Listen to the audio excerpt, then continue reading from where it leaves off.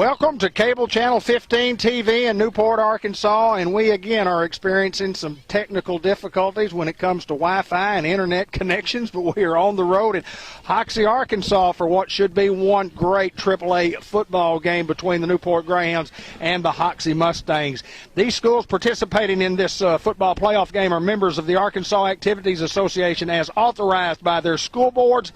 The administrators of these schools have helped to write the rules and regulations that govern participation of students in competitive activities for the schools that are members of the AAA. David Black, along with Hayden Schultz, Ben Black, Josh Nation, once again behind the camera. Logan Morris, the what we call the equipment director, is also with us on board. And Hayden Schultz, welcome. It ought to be an outstanding football game. I mean, this is a game that you don't have to get hyped for, especially as a player. I mean, it's one of those games you know what you've got in front of you. You've got an undefeated team who's ranked as high as 3 in the state of Arkansas in the 3A. These guys have beat everybody they played, and I don't care. I always say this, if you're undefeated, I don't care if you played Girl Scouts or whoever you play. You're undefeated for a reason. It's because you're a good football team. The Hounds have got a test tonight on the road, playing at a tough environment in Hoxie. And it should be one of those games where it'll go down in Greyhound history, Ben Black. No doubt. Visiting with one of my friends before the game, Eric Sanders, who's living down in Texas, he was saying he thinks that this game will be remembered as one of our great Greyhound classics in years to come. But it's going to be a good football game. Both quality football teams here at Hoxie, and as Hayden said, Hoxie can be a tough place to play. I guess last 2 appearances we've had here, we've won both, and then the time before that they got us. So we've had some success in the last few years playing here at Hoxie. But just excited about the ball game and ready to get this show on the road, Hayden. The problems that you have when you play a Hoxie team like this, their offensive line is just huge, huge, huge. And then you talk about the quarterback that they've had for 2 or 3 years now, and then his brother, the tailback, he's explosive. And they've got Coleman at receiver. They've got Cook. They've got a bunch of guys that can go score, and that's what's dangerous about this offense is they score 50 points a game. And I mean, and they can score almost at will. Our defense is probably going to be the best defense they've played this year. I don't think there's any question on that. So you got to prepare for that end.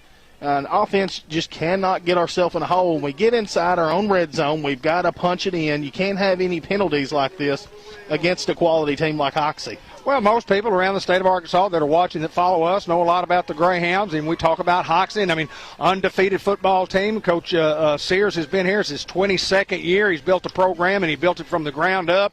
He loves the weight room. These guys are going to be big, strong guys up front on both sides of the ball, linebackers that can run to the football, and skill people that are second to none when it comes to athletes. A couple of Division I recruits, maybe as many as 3 on this football team, and but this is a quality group and a quality football game. It's a shame that a 1 and 2 has to match up in the second round of the playoffs. Somebody's got to go home tonight, but it's everything you work for. It's everything you ask. You want to play in big football games, and this is one of those big football games. It's a do or die. It's a win or move on. It's a survive and advance, and 2 great football teams playing, and somebody's got to host the game. Hoxie gets to host based on them being a number 1 seed. Newport on the road because they're a number 2 seed. We're still about 6.5 minutes away from kickoff time. But let me tell you guys, it's just what you do. You practice, you play, and whatever happens, happens. And I do want to say this. We are here without a whole bunch of our people. Head coach Mark Hinesley is not with us tonight. Defensive backfield, offensive wide receiver, Coach Ben Reynolds is not with us. Coach Ains is not with us. We have several people. Will Keedy has been quarantined. He's not with us tonight. So Coach Randy Johnson is going to take over the helm tonight. He'll be the head man. He'll be calling the defense all night long. Great confidence in Randy, a guy who's been a head coach before, and he's played in a lot of big football games. Yeah, with the coaching experience he has, I think it was a no-brainer for Hinesley to say, look, I trust you with everything that I've got. I mean, this is the keys to the house. You know, take it over to Hoxie and come back with a win, and we'll try to take this thing home. John Bradley also coming out of assistant principal to the sideline. He said he's just going to be a get-back guy, kind of help things out on the sideline. And then, you know, LeVar and Rashad are going to be guys that are going to have to probably be on the field this week with the headset on. So there's going to be some differences that you got to prepare for. But these guys are ready. And at the end of the day, you know your assignment. It's assignment football. You got to just play between the whistles. Well, there's no doubt, Hayden, that regardless who's coaching, you got to play. And what you do is you line up and you do the things that you've done all year, and the preparation. We talk so much about preparation. You prepare. Well, that's loud in our ear. Now, was that us or something else? But a little feedback coming there. But the preparation is no different, and the execution on Friday night should be no different than what it actually is going to be tonight. So here's my thought on this football game. I think the Newport Greyhounds can score some points. I think the Newport Greyhounds can move the football against the Hoxie Mustangs. I think Hoxie's at their best when they get in a play that Newport has defended well, because I've seen it all year. When their quarterback, Dalen Powell, gets in a situation where the play is cut off and there's nowhere to go, then he makes someplace to go. He is a fantastic athlete, a great quarterback for the Hoxie Mustangs. Hoxie wins the coin toss, and they want the ball to come out, so it's just like the Hounds want. They want that defense to come pop you in the mouth early. And we're just about 4 minutes away from kickoff. David, go ahead. Jackson's Funeral Home, the 1900 block of Malcolm Avenue. Our family serving your family, providing care and comfort in your family's time of need. Check us out at our website at www.jacksonsfh.com or look for our obituaries on Facebook at Jackson's Funeral Home. White River Health System has the care you need 7 days a week. Dr. Randall Hunt and Dr. Nicole Lawson, APRN Marlo Hargrave sees patients Monday through Thursday for primary care needs at the Newport Diagnostic Medical Clinic. In Arkansas Steel Associates, being a Greyhound sponsor and a community-minded leader in Jackson County for many, many years, and we thank the folks at Arkansas Steel Company. We're still 3.5 minutes away from kickoff. Both teams are ready to go. There's nothing else that you can really say or do from a player standpoint. I mean, both teams are prepared. The Hounds will kick off. We'll get to play defense first, and I think that's a key for the Hounds. I like that. I like this Hound defense and the defensive line. I think it all starts up there. And you talk about the front seven. We always talk about the back seven, but I like talking about the front seven with that front four and then your three linebackers that you have. You talk about guys that can just straight get after you. And I saw a thing last week that we really haven't done was almost a platoon swap at the defensive line, just bringing in 4 fresh guys saying, hey, we're going to give you a break. And a thing about Hoxie, they do have guys, 10 guys that come off and then 10 guys that come on. There's one guy that will play both ways. So we'll look into that as the game continues to play. We're just about underway here as DJ Marshall will tee it up from the 40. Hound fans are on their feet, cowbells in hand. We're in the playoffs, folks. First Community Bank kickoff. Coming right up.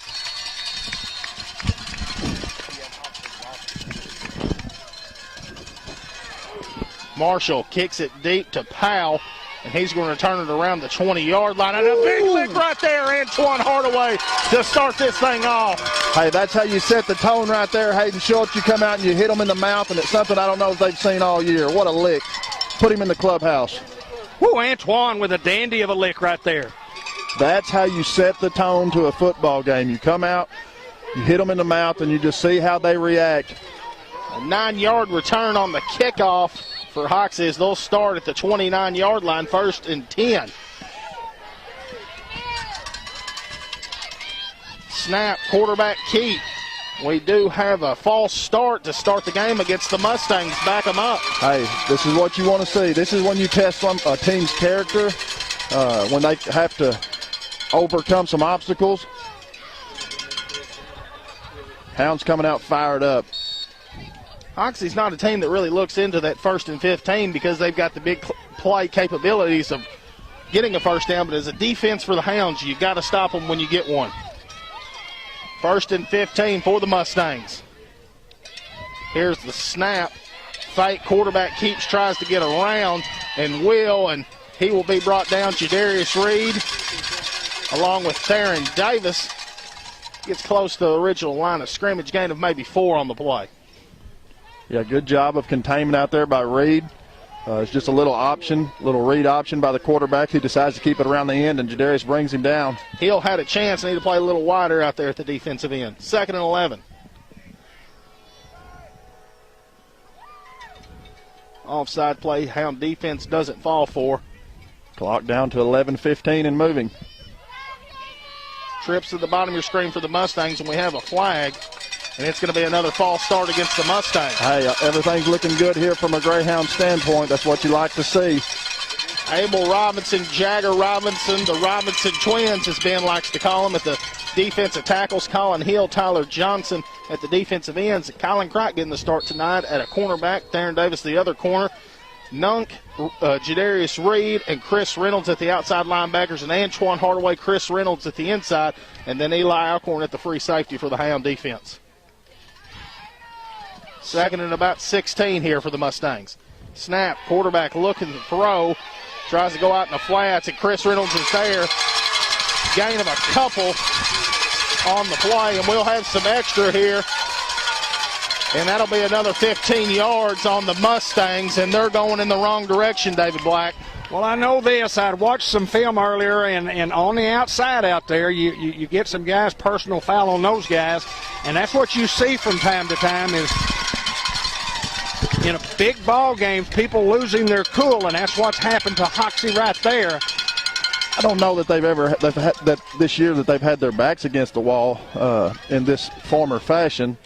And like I said earlier, this will reveal a lot about a team when you run into resistance like this. When things aren't going your way, you get a few penalties. You're not moving the ball like you want to be. Greyhound defense doing exactly what they want to do here on this opening drive. Ball goes back to the 13, and they have to get it to the 39, third down and long. Obviously a huge third down in the ball game. 10:42, clock is stopped. You can never relax on these guys because they can break a long one. Come on, defense. Here's the snap. Powell drops back, looks to throw. He's got time. Now going to scramble. Hardaway was on a spine, can't get him. Makes a guy miss, and he is going to be brought down short of a first down up to the 35. That's what he does. When the play breaks down, that guy can make a play with his legs. Yeah, you just got to give that young man credit. He's an excellent football player and just does a good job of reading his receivers and seeing that everyone was covered up. And Hardaway was on a spy there and had a chance to bring him down for maybe a gain of a couple. And it looks as if Hoxie might roll the dice here, and now the quarterback's going to go deep, and they look to punt. Clock under 10 minutes and moving here in the first quarter. Never buy anything here. Good snap, and Powell is going to fake. And we thought so, and he's going to be short of the first down. He didn't make it. Hey, that is an absolute huge-time, big-time play for the Newport defense. They've done it time and time again all year long, and that's what you see from a Coach Mark Hinesley defense right there. Hounds come up big with the stop. What great field position for the Newport Greyhounds. What a great defensive series for the Newport Greyhounds. And the Hound offense will set up first down and 10 at the Hoxie 37-yard line. I don't think Hoxie has seen a defense like this, and I don't think that they've had to punt or get in punt formation very often this year. 9:45 remaining here in the first quarter as the Hounds will take over. I think the Hounds can run the football. C.J. Young in at the tailback. On first down, we go C.J. up the middle. C.J. breaking free and will get down around the 33-yard line. Good job of running there by C.J. Offensive line doing a good job of getting him some space there. And I think the Hounds are just going to run right at him, David Black. Brady Cook, Weston Henderson, Abel Robinson, Jagger Robinson, and Jacob Osher, that front line for you. Here comes Davis in motion. We'll give it to him on a little jet sweep getting outside. Great blocking on the perimeter as Davis will be slung out of bounds close to the first down. Yeah, some mouthing going on there. Thought that might have been a little bit of a late hit, but hey, he was full speed, so we'll take the first down. Maybe, depending on the spot. I'd have marked him a little short. Got a holding call on the opposite side of the field. Oh, wow. 9:12 to go here in the first quarter. So the Hounds are going to be going backwards. I never saw the flag on this side. It had been from the other side, maybe. So it would have been a backside hold. I'm not a fan of that call, Hayden. Defensively back at a safety is Dalen Powell. He hadn't been there much all year long, so they're putting their best on best here. I think you have to for the Mustangs. I think you got to put your best playmakers on the field. 9 minutes to play first quarter, no score. Second and long, Marshall looks to throw, and he's got Alcorn open. Alcorn makes a guy miss, and he's still on his feet down to around the 21-yard line, and that's a Greenway Equipment Company first down. Go greenway.com. Check out all their inventory online. Eli Alcorn doing an excellent job on the out route, securing the pass and moving up the sideline there. DJ getting rid of the ball. The pressure was coming, and he got rid of the ball just in time. It's an exciting game, guys. 8:42 it is. 8:42 to play here in the first quarter. First and 10 for the Hounds at the, 21? Here's the snap. We go Nunk up the middle. Nunk, not a lot there, and it's going to be brought down for a loss. Big play for the Mustangs there. Darius looked like he had a little trouble finding the football and made sure he held on to it, and then he'll be brought down for a loss of maybe one on the play. Yeah, not much there for the Hounds. It was played well by the Mustang defense. 8:10 remaining. Clock continues to move here in the first quarter. Trips to the bottom of your screen. They've only got two guys over here with him. Here's the snap. We go Nunk up the middle. Jadarius will get up to around the 20. Gain of a couple. It's going to be third down and about 9 here for the Hounds. Well, you've got to get you got a couple of downs right here to make this 9 yards. Hounds go empty. On third and 9 here. Here's the snap. Marshall looking back to throw. He's got time, throws it over, and almost picked off from Powell. And it'll bring up fourth down, and the Hounds will go. 7:23. Clock stops on the incompletion. Fourth down and 9 from the 20. Holding call really affected the Greyhound drive here. Can the Hounds convert? I'm watching 16 here, guys. Here's the snap. Marshall looks to throw. Throws it up to Kendall, and it's going to be incomplete, a turnover, so Hoxie's defense comes up with a big stop. You know, we talked about the high-powered offenses before the game, Hayden, but thus far the two defenses have made their presence known. 7:20 to go here in the first quarter as the Hounds turn the ball over.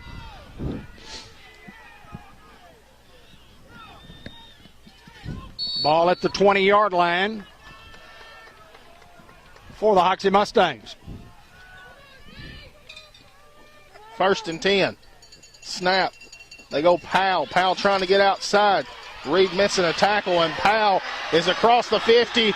He's to the 40. He's to the 30, the 20, 10. Touchdown Hoxie on one play, and that's the capability they have on the offensive end. Well, they're so explosive, and I said earlier this week in watching these guys on film that number 7 in the backfield I thought was a guy that was so underrated on this football team. But let me tell you what, he just took it 80 yards just on the read option right there. And, hey, listen, give those guys credit. They're going to score a lot of points. I don't believe this game's going to end 6-0. No, there's going to be some points tonight. We apologize for our camera shaking. There's just not much we can do as we're filming in the stands with a packed house. As we await the extra point, good snap, hold, kick, and good. Hoxie taking the lead here, 7-0 with 7:07 to go in the first.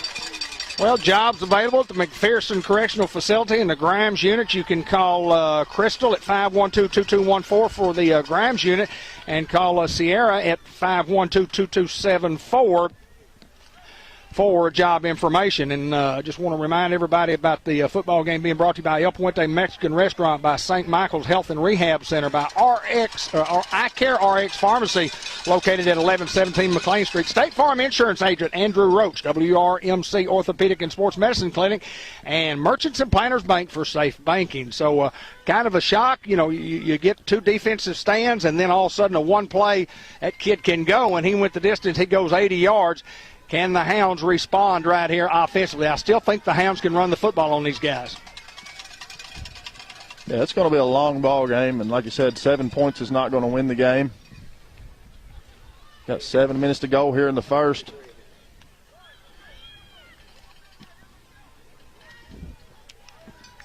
Shunderick. Is that correct? That's correct, David. Kylan Crott, Theron Davis back deep for the Hounds. They go a little onside kick, top kick to Chris Reynolds, and he'll field it at the 40-yard line. So great field position for the Hounds. Yeah, if there was ever a guy that I would not want to kick it to on an onside kick, it'd be Chris Reynolds. But I'll take it. 7:06 to play here in the first quarter. Hoxie up 7-0 in what should be an outstanding football game, and it's even not even one of those games that you have to go tit for tat and 7 for 7. There's going to be a lot of points scored in this football game. You just got to get your fair share of them. That's exactly right, David Black. The Hounds set up shop near the 40-yard line. 1st and 10. Here's the snap. We're going to go Davis up the middle. He's going to kick outside. Davis has got a little room as he gets up to the 50, across and down to around the 44-yard line. First down for the Hounds. Good positive play right there by Davis. Nice job of blocking by the O-line. Looks like he did go out of bounds. No, he did not. 6:56. Clock continues to move here in the first quarter. You can just see the explosive speed from Theron Davis as he got the ball to the corner. I don't think Hoxie can keep with that 5-man box all night long. I think they're going to have to put more men in the box. 1st and 10 from the 45. The screen pass out to Kendall.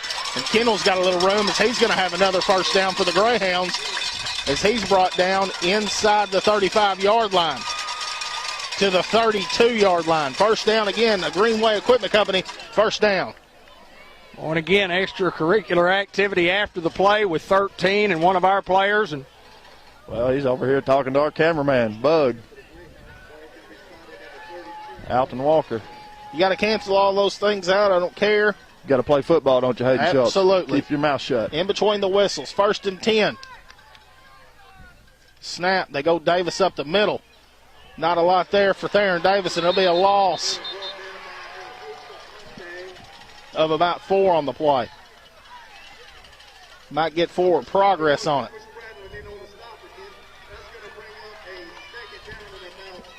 the Hoxie defense is pretty good. 6 minutes to go as the clock will continue to move here in the first quarter. It's now under 6. Forward progress, and it's going to be 2nd and 10.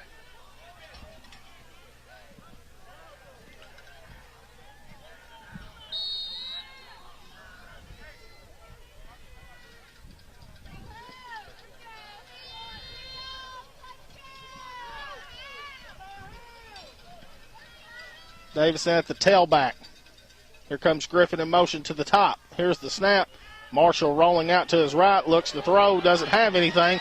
Cutting back, still can't see anybody open, and he throws it to the sideline and had Griffin, and it comes up incomplete.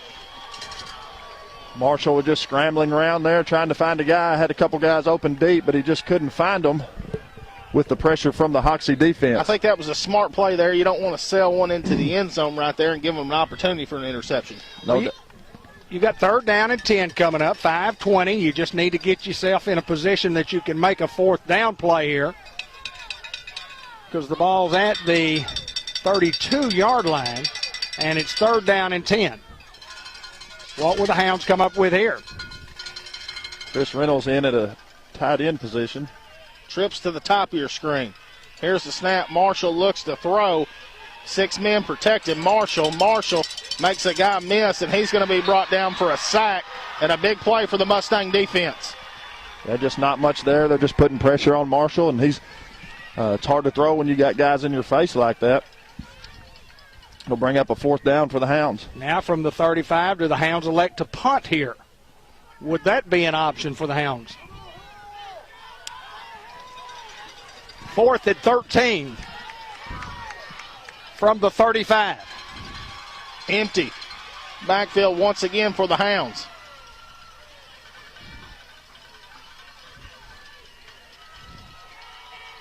Snap. Marshall looks to throw. Under pressure. Doesn't have a lot of time to do anything, and he's going to be brought down for a sack around the 39-yard line. And a turnover on downs again. We got unsportsmanlike right there.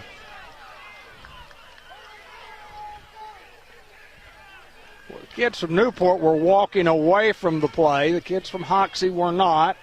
So we'll just see what happens. You know, many thanks to Darrell Parks and Tom Sears for getting us set up here for a ball game today, but we'll sort out the penalty, at least let those guys sort out the penalty and see what it is. Abel Robinson pancaked his man 15 yards downfield, and they were kind of shoving him after the play, and I believe they're going to get him for an unsportsmanlike. Yep. And he's ejected. I don't think I've ever seen that in high school football on the first personal foul, that you get ejected. Well, there's going to be some discussion here about. I mean, he didn't really do anything. There was a guy in his face, and he stuck his hand out to move the guy out of his way. That's unbelievable.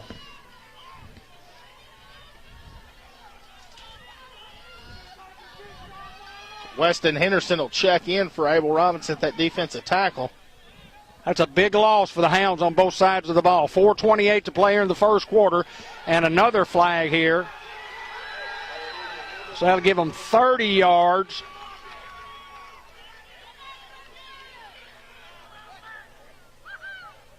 I've never seen a personal foul penalty with an ejection. Never. Not unless with a targeting, and there was no targeting.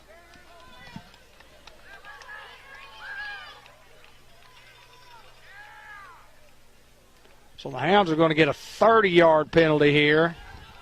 Flip the field. Yeah, back down to about to the 30. Another ejection, sideline infraction against the Greyhounds. Who is ejected now?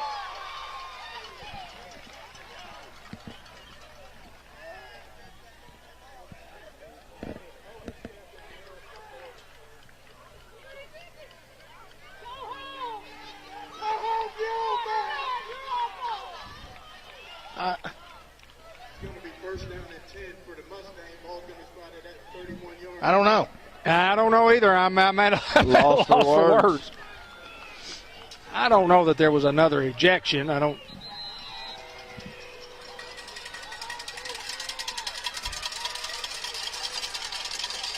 And who was ejected?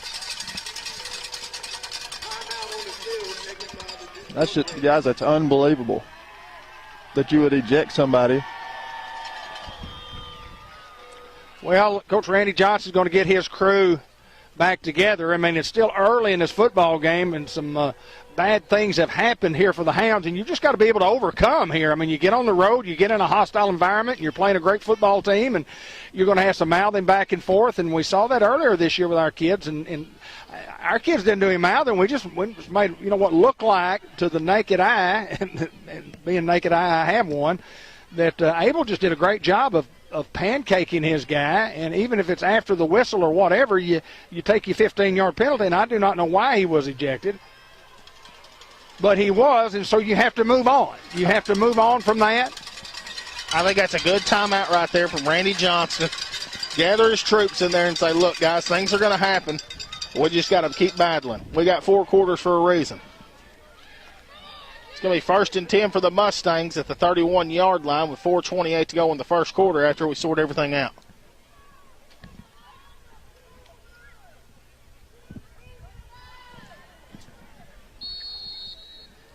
I don't know, and I'm just guessing there, Hayden.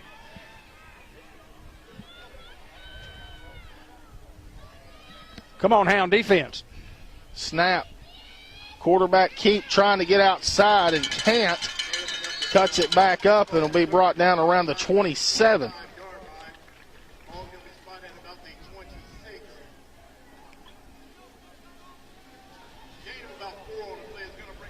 .410 remaining, and the clock continues to move here in the first quarter. They're going to give him 4 on the play, make it 2nd and 6 from the 27.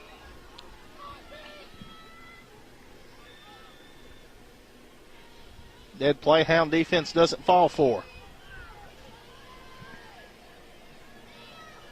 Here's the snap. Powell looks to throw to the flats.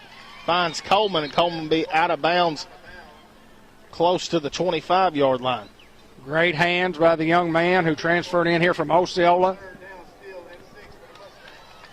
3rd down and 6 coming up.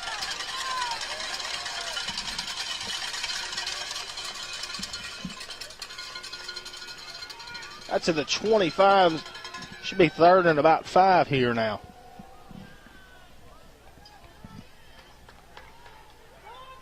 Can the Hound defense come up with a couple of plays here? Here's the snap, quarterback keep, as he's going to break a tackle and get it inside the 20, inside the 15 to around the 13, and we'll have enough for a first down. Nothing fancy there, just took the football one step right and then went to his left. 3:40 remaining here in the first quarter. Down to the 11-yard line, so Hoxie will have it first down and 10 from there. Obviously can get a first down inside the 1.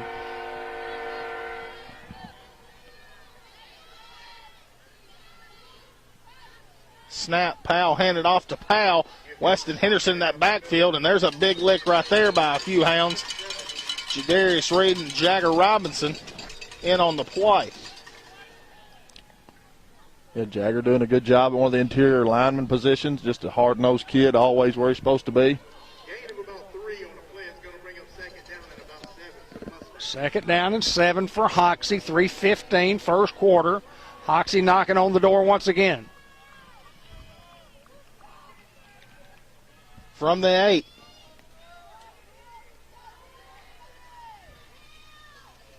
Snap, Powell looking to throw and batted away at the line of scrimmage. Chris Reynolds, great awareness there from 1-6. Yeah, what a job that guy does on the defensive side of the ball.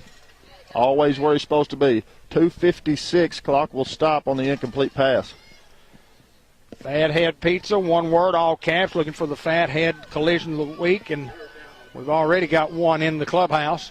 7 on the opening kickoff. 2 Chicks, Florist and More, Farmers Tire Mart, Norman Baker Pharmacy, and M&P Insurance Services.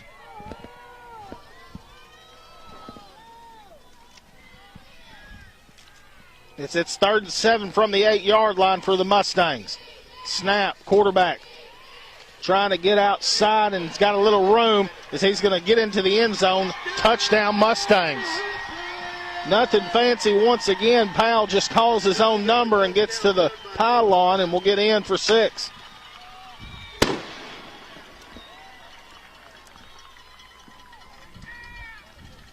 Well, the Hounds have had some bad things happen here in the last couple of series and fall behind 13-0, but still a wealth of time to go, and a lot of points will be scored in this football game. Hounds have just got to have a good drive coming up now. We'll wait the extra point. It is up and good, and Hoxie lead ending in the contest 14-0 with 2:48 to go in the first quarter. I want to remind everybody that the football game is brought to you by Unity Health, Harris Medical Center, by Fletcher Land Surveying, by Sam's Diner in downtown Newport. We thank all of our great sponsors for helping bring you the broadcast, including our Greyhound boosters, including Dr. Kelly McKinney and the Doyle Family Farms, Mark Manning Shelter Insurance, the Lou Allen Company and Family, Howard's Glass Company, Churchman's Building Center, Brenda Benish at Modern Woodman of America, Dr. Roger Green and staff at Newport Family Medical Practice, Ollie's Chicken at the Newport Mart and Water Store. And in addition this week, Farm Bureau Insurance at 206 North Harwood Street, White River Ambulance Service, 523-3908. They're at 1811 North Pecan Street. Deanna Long and all her crew. And the Dillinger Funeral Home at 2001 Highway 367 North in Newport. 2:48 remaining here in the first quarter as the Mustangs will kick off to the Greyhounds. Once again, that little onside kick. Chris Reynolds jumps on it around the 47-yard line. Once again, giving great field position for the Hound offense to start and set up shop. Yeah, I don't. I would do that every time, Hayden. I would say, yeah, we'll take the ball right there. You kick off to Chris Reynolds, onside kick it every time. Well, the difference has been, honestly, I think the Hoxie defense right here. They're giving DJ no time to throw, and you lose Abel Robinson, who plays on both sides of the football. But again, he can't help us if he's over here, so we'll just go with what we have out there on the field, and let's try to put some points on the board. Jeremy Jarrett will check in at the left tackle.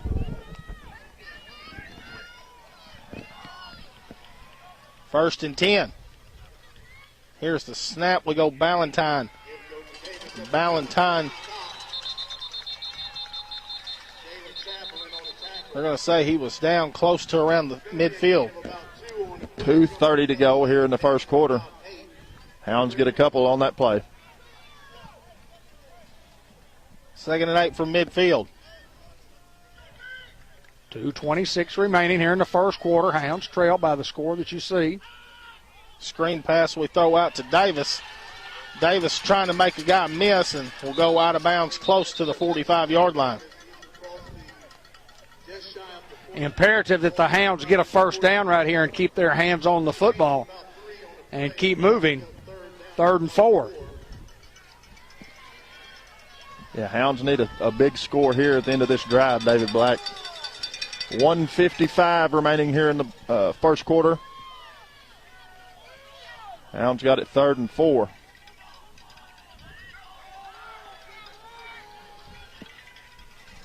From close to the 45.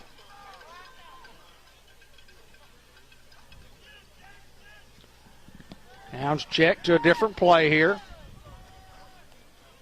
Snap. DJ looks to throw. He's got Kendall open, and Kendall will have enough for a Greenway Equipment Company first down. Yeah, nice little throw and catch there from Marshall to Kendall. As you said, that's enough to move the chains with 1:24 remaining here in the first quarter. Hounds to go quickly here.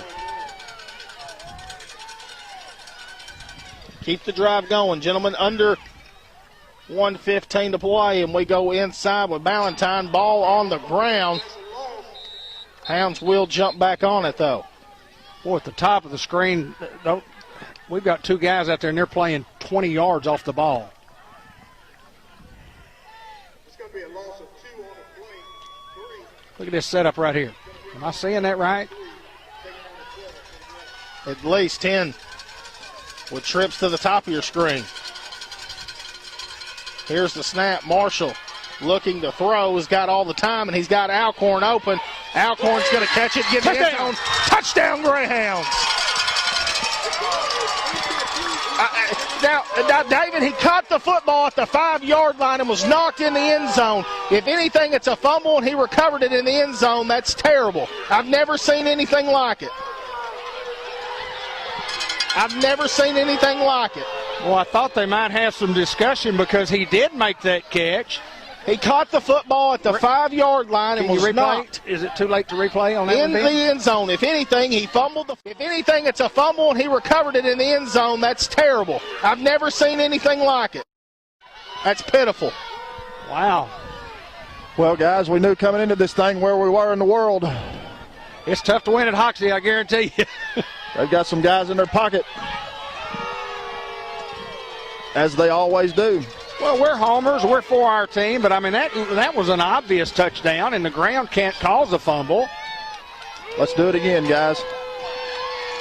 On 3rd down and 12. As bad as I've ever seen.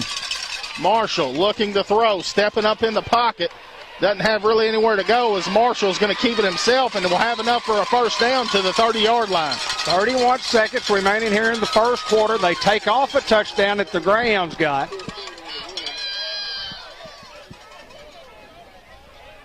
But you got to move on, guys. You just got to move on and play. You know what you're dealing with up here in this stadium, and you just got to overcome. You just got to overcome. First down and 10 for the Hounds at the 29-yard line. 31 seconds to go here in the first. They go inside with Ballantyne. Ballantyne not a lot of room as he's going to get up down around the 26-yard line. And it looks like it might be the last play of the quarter.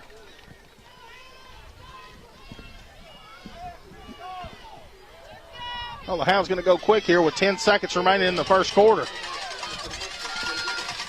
2nd and 7. Clock down to 5 seconds. Davis in motion. We go jet sweep with Davis. Davis trying to go outside and cuts it back up as he is going to be brought down around the 24-yard line. It'll bring up 3rd down and about 6. And it's going to end the first quarter of play, where your Mustangs lead over the Newport Greyhounds 14-0. Football game brought to you by Newport Economic Development Commission and Newport Chamber of Commerce. Sonic Drive-In in Newport. I want to remind everybody we'll have the Merchants and Planters Bank halftime report. The Unity Health Harris Medical Center got a great report. Dr. Mark White coming up at halftime. Bank of England Mortgage Company brings you a quick wrap-up of the game. George Kell Motor Company player of the game. Subway coaches report. We're in a situation here where they're on the other side of the field. We can't get on the field at all, so we might not be able to bring those to you. But we do want to mention George Kell Motor Company and Subway in the Newport Walmart Super Center. White River Area Agency on Aging and C&M Ag Depot. Lots of Christmas gifts there. But the Hounds with an opportunity here. Big crowd on hand here at Hoxie. Hoxie leads 14-0 at the end of one, and it's imperative that the Hounds score again on this drive. Yeah, we need to get our second score here to give us our first 7. And for those folks around the state of Arkansas listed to us, we are homers. We are for Newport, and we're going to yell for Newport, and we want things to go our way. Well, I'll say this. That was as bad as I've ever seen. Well, that was worse than the Atkins the whistle call. Well, he did. He caught it well short, took a couple of steps, well short of the goal line, took a couple of steps, and then went hit in the end zone, and the ball came out. And I mean, it's just, I don't know. I'd like to see that one again. Oh, we'll get to watch it. 3rd down and 5 coming up, guys. We've got to execute right here. Snap. Marshall looks to throw. Pump fake. He's going to throw one up in the end zone to Alcorn. Alcorn can't come up with it, but we do have a penalty flag. And we'll see if it was defense or offensive. Well, I think there's no doubt that's against those guys. And that's what they call, so the Hounds will have a first down. Now, had he not interfered there, that would have been a touchdown. So twice Eli has gotten behind his guy. And a great throw from DJ that time. Hounds trying to cut this lead in half. Anything can happen, guys, in a football game. Just got to settle down and keep playing. I love the play call there, faking the little hitch route and then the little down, out, and down. Eli had his guy beat.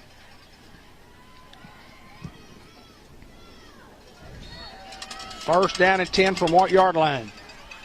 Close to the 10, maybe the 11. Snap, Ballantyne right up the gut, and Ballantyne will be brought down close to the 5. Weston Henderson pancakes his man there. As has been the norm for Weston Henderson. Hounds need a score here, guys. 11:35 to go here in the second. 2nd and maybe 4 to go for a first down. Goes inside again to Ballantyne, and Ballantyne will be brought down. No gain on the play. Big Sam Turner, that linebacker for the Hoxie Mustangs, with a big lick. Yeah, his dad played for the Newport Greyhounds years ago. Tuffy Turner, Michael Tuffy Turner. 3rd down and 3. And it's a must score for the Hounds right here, guys. It's a must score.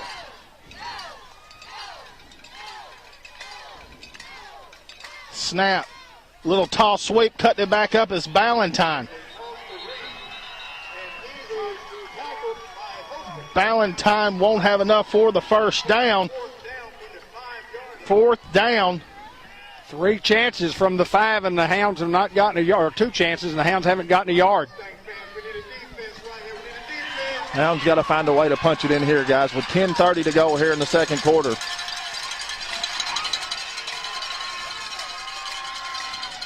Chris Reynolds at a tight end position. Might see something to him.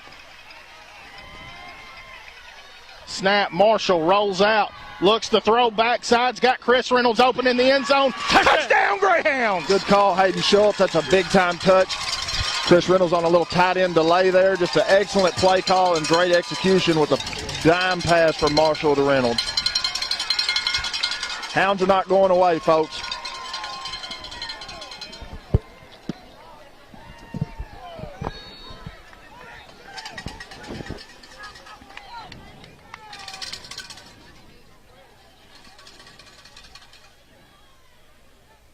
Brady Cook will snap, Chris Reynolds will hold, and Colin Hill will kick. Yeah, Will is out tonight. Good snap, hold, good kick. 14-7 now, ladies and gentlemen. I'm telling you, don't go away. This has got the makings of being a Greyhound Classic. 14-7. We knew the Hounds could put some points on the board, and so good, and we can forget about now the touchdown that they took away from us because we go ahead and score on that drive. But we would, that's the last we're going to mention of that. But the Hounds right now have a little momentum, but you've got to do some things defensively and stop these guys. And again, you lose. If you just joined us, we lose our big sophomore Abel Robinson, offensive defensive tackle. He got a personal foul penalty for a pancake block, maybe after the play some. But then again, I don't know that it's enough for an ejection, but it was, and that's the way they saw it, and that's the way it is. So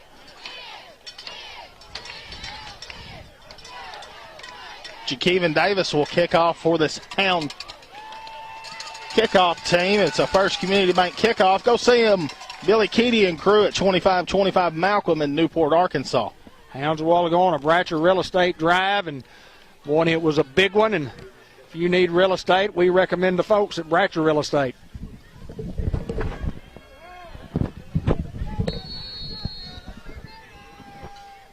Davis will kick it deep to Powell. He'll field it around the 25-yard line. He's got a little room on the sideline as he runs over a guy and will get all the way down to close to the 40-yard line. We'll see where they spot it. You don't want to kick it to that guy again, I promise. Well, you got to pick your poison when you're kicking that football off. And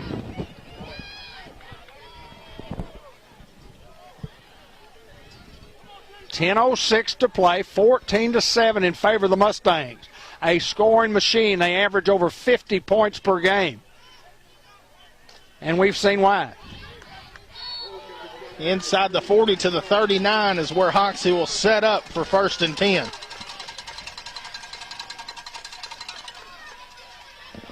Haven't seen Coleman yet, and they're going to get him involved, I guarantee it. And the direct snap to Coleman right on cue as he will be hit and brought down from behind from Antoine Hardaway, but we do have a penalty.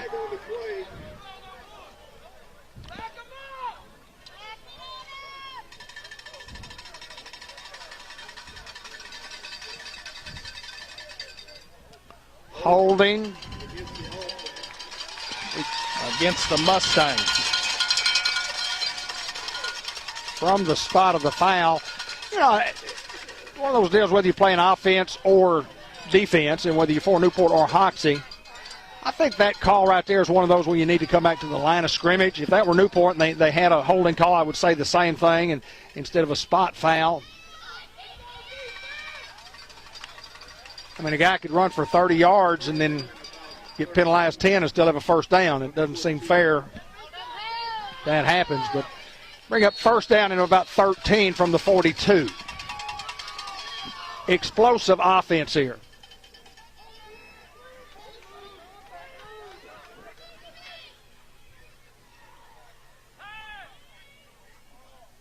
Snap. They go Powell up the middle. Doesn't have a lot to go as Jadarius Reed, and now a host of Hounds to bring him down right around the original line of scrimmage. It'll bring up 2nd and 10 now for the Mustangs. Good job by Nuck right there, just playing textbook defense. And 9:22 to go here in the second quarter. Clock continues to move. Hardaway checking out. Jakeevan Davis checking into an inside linebacker.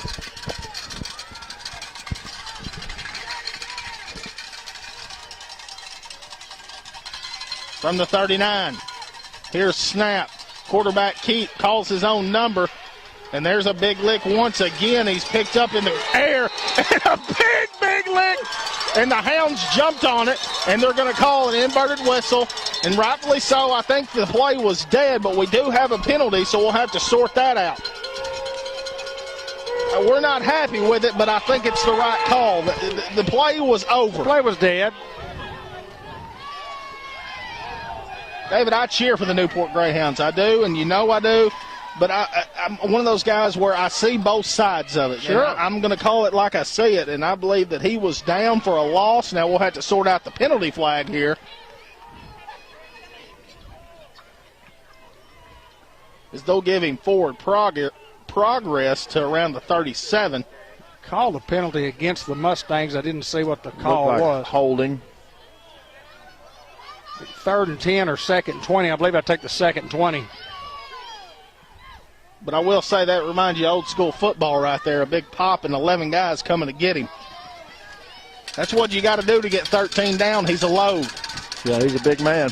Well, you only got a 7-yard penalty. You actually got a 10-yard penalty. There, again, that's not from the line of scrimmage. But anyway, it's going to bring up 2nd down and 18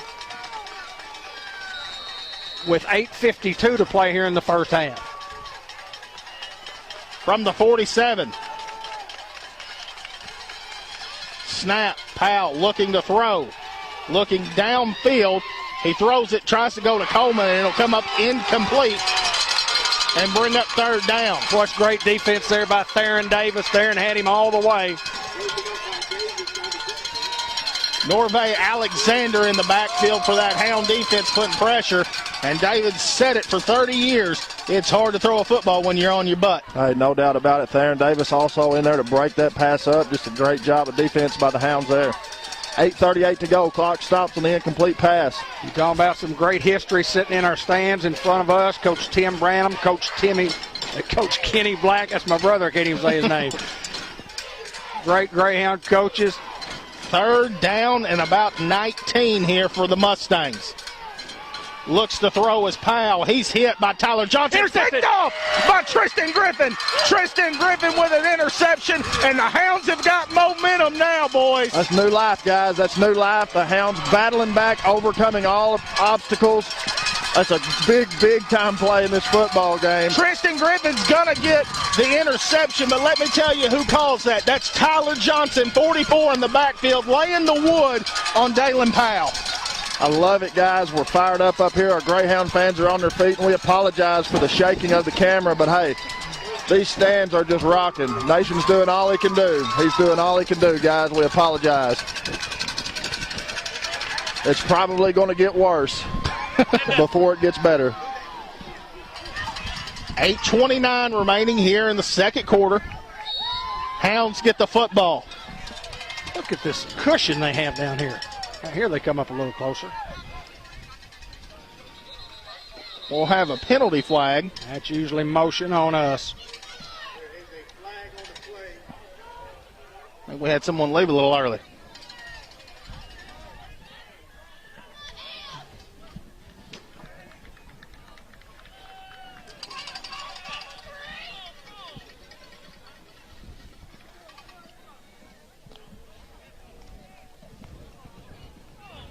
Just lined up off sides, and those are one of the penalties where you ill afford to have.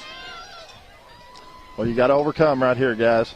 8:27 to play in the first half. 14-7 the Mustangs lead. Hounds had great success their last time with the football. Had to overcome down on the goal line and score on a 4th down play.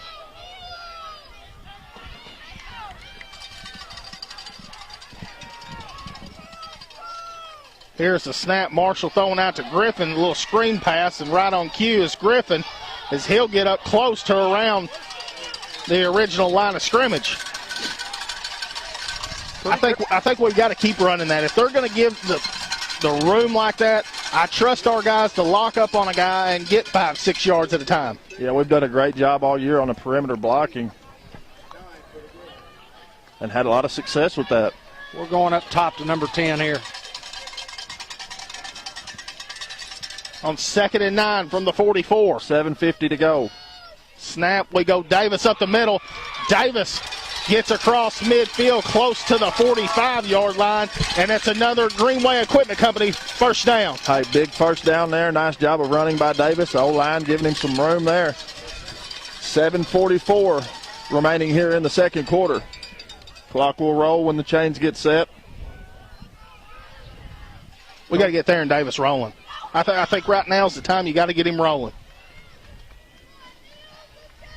Snap, little toss sweep out to Davis. Davis turning the corner and is pushed out of bounds right around the 42-yard line. Gain of about 3 on the play. 7:28, clock stops here in the second quarter. Give him 4, close to 5. Just a little toss sweep, nothing Generous fancy. spot.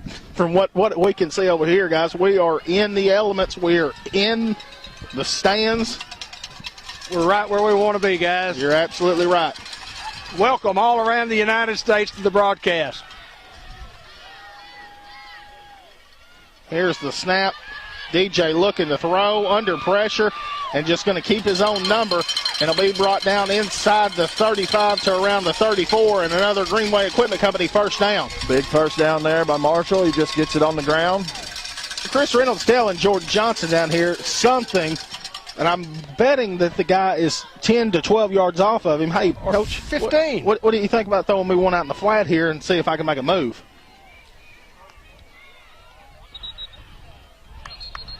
I have a flag on the play. It looked like Hoxie moved. And they say false start. False start on the offense. Hounds have one of those on this drive and have to overcome again. 7:06 remaining here in the second quarter. As you see on your screen, Hoxie leading 14-7, but momentum flipping here in the second quarter for the Newport Greyhounds. It was all Hoxie first quarter. 7:06 to go here in the second quarter. Can the Hounds overcome another first down penalty? Hoxie brings in pressure. Marshall looks to throw, and they're going to have a flag as it should be pass interference again on Eli Alcorn. Not on Eli Alcorn, the pass interference Yeah, Against him. against him. He threw that flag. I bet he threw it 25 or 30 yards. He was almost to the goal line. This is a game where officiating, you couldn't pay me enough to do this game. There is Well, they have a absolutely- tough job. There is absolutely no way. Anytime, and we'll say this, anytime, those guys out there are doing everything that they know how to do and everything they're trained how to do, and we're not. We're trained to do this, and they're trained to do that, and we complain a lot. But, these guys are just awesome at what they do, and it's tough enough, and they don't get paid enough, and you can't win the argument. You can't win it at all because once you make a call, you're going to make half the people mad. But it's not quite as bad as being the home plate umpire. Oh, yeah, that old guy at home plate, he gets the brunt of it, doesn't he? Woo. 6:59 to go here in the second quarter. Hounds trying to tie this thing up here at Hoxie.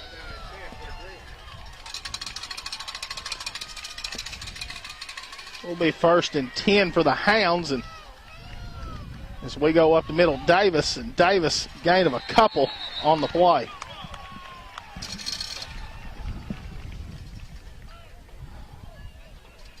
Second down, he might have gotten one. We'll give him one. Second down and 9 coming up.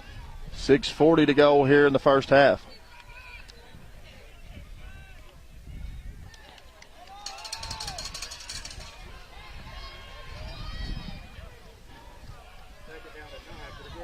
We're close to around the 27-yard line, maybe. It's snap. Marshall looks to throw and trying to go to the end zone, and we don't have a man there, and it'll come up incomplete.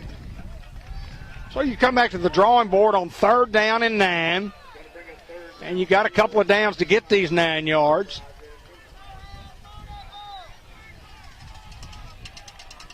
DJ's been under a lot of duress. He thinks something like I don't know what to call.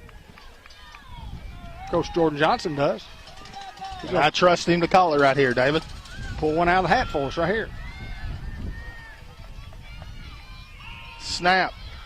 Looks to throw. It's got Chris Reynolds open, and Chris Reynolds will have a first down for the Newport Greyhounds. Nice toss and catch. Chris Reynolds just runs to a spot, sits down, and turns and looks for the football. Just a great play call there. 1st and goal now for the Hounds inside their own 10.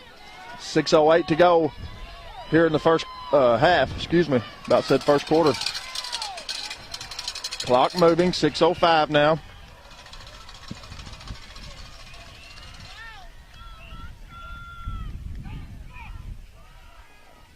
Here's the snap. We go Davis. And Davis will be stopped up the middle. Well, it's just amazing how loud the crowd gets, and then on the snap of the ball, it gets eerie quiet in the stadium. Just tense moments in each and every play here tonight. Gave him a yard, second down and goal from the 8. Can the Hounds punch it in here? 5:20 to go, clock rolling.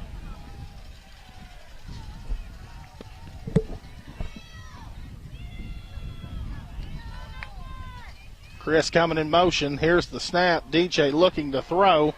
DJ doesn't have anywhere to go and calls his own number up the middle. His ball's on the ground, and Hoxie will recover the football. Well, it's huge there. You could ill afford to turn it over inside the red zone.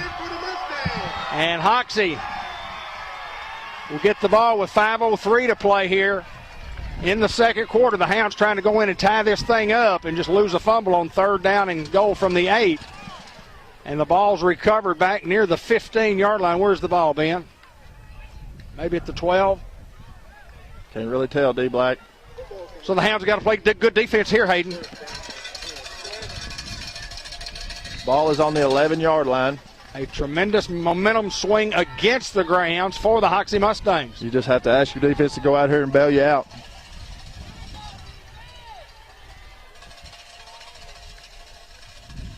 Here's the snap. Powell on play action looks to throw. Getting outside and then just throws up a prayer, and it'll be incomplete. Good pressure there. Looks like Chris Reynolds, Tyler Johnson in there putting some pressure on the quarterback. Great coverage by the Newport secondary, Coach Reynolds. Excellent coverage, no doubt about it. 4:55 clock has stopped here in the second quarter.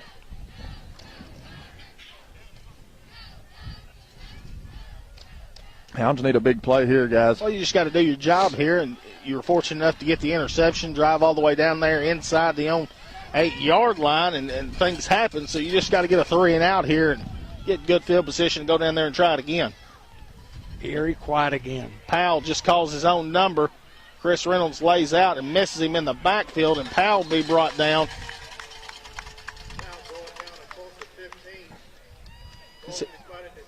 He'll get up to the 17-yard line, and it'll bring up third down and about 4. Clock continues to move with 4.5 to play in the half. A possession down here. Just got to tighten up right here, guys. Powell might more than likely calls his own number here again. I don't see them throwing the football here on 3rd and 4. High snap. Powell comes up with it, goes with the out route, and a big lick right there by Tristan Griffin to bring up an incomplete pass and a 4th down and a punting situation for the Mustangs. Huge, huge play right there by Tristan Griffin. Let me tell you something. This is a Mark Hinsley-led defense, and I know that he is calling the plays, but let me tell you, Randy Johnson has done a tremendous job being the interim, running this defense. I'm seeing a lot of blitzes, a lot of pressure to 13 and making that guy throw on time. Timeout on the field.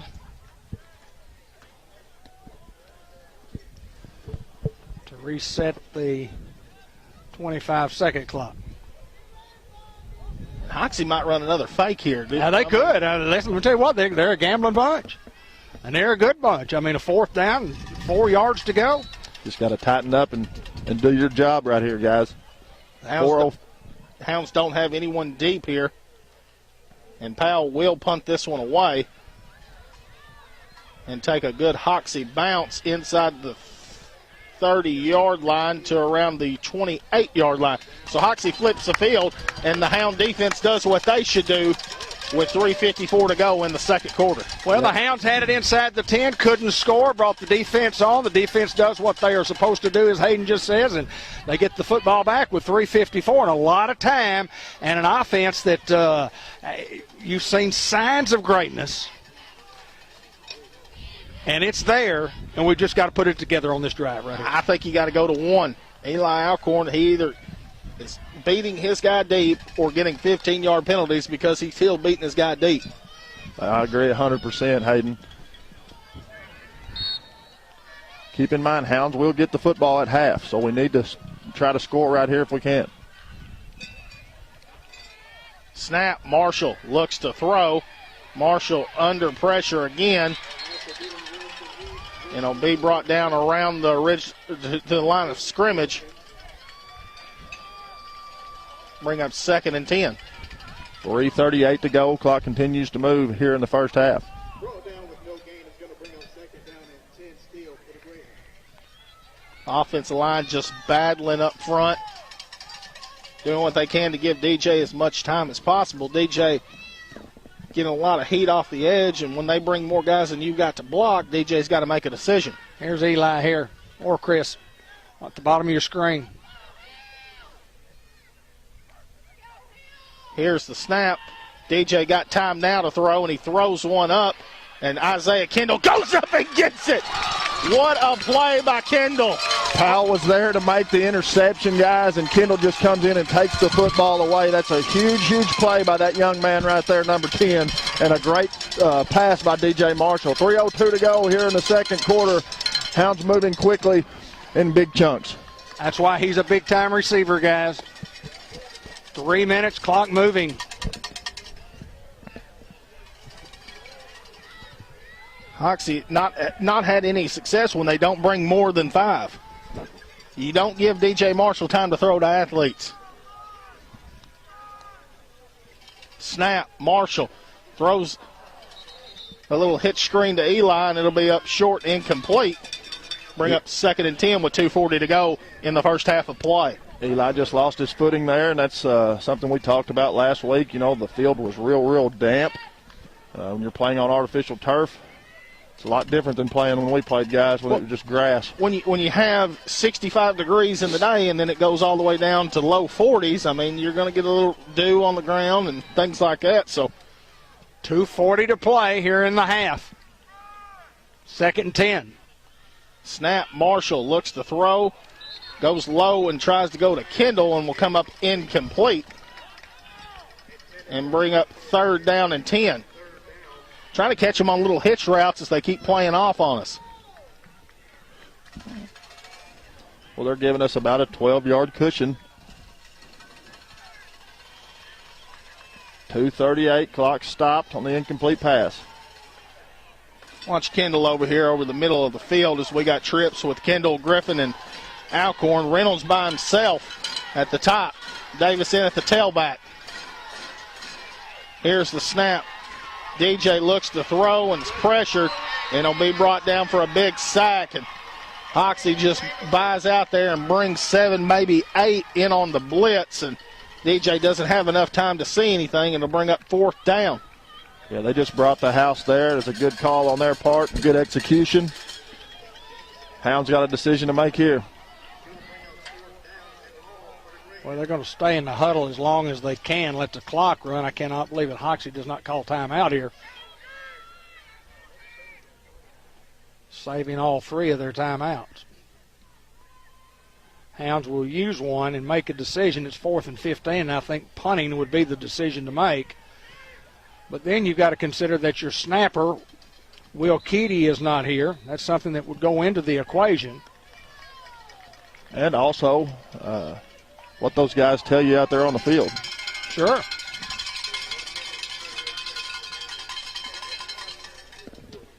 Thank all of our great sponsors who help bring it to you and make it possible. And when you have these big games like this, a lot of big plays, it's just not a great opportunity to get a lot of words in about our good sponsors. But and when it's cold, it's even worse.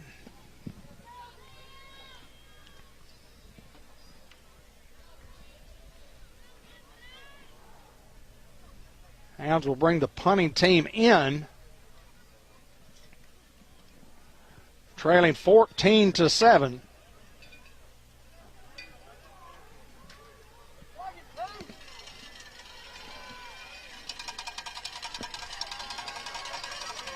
Saw Hoxie have the football at like the inside the 10-yard line with 15 seconds to go, and threw that was a 91-yard touchdown pass in an earlier game this year on tape. These guys can score from anywhere.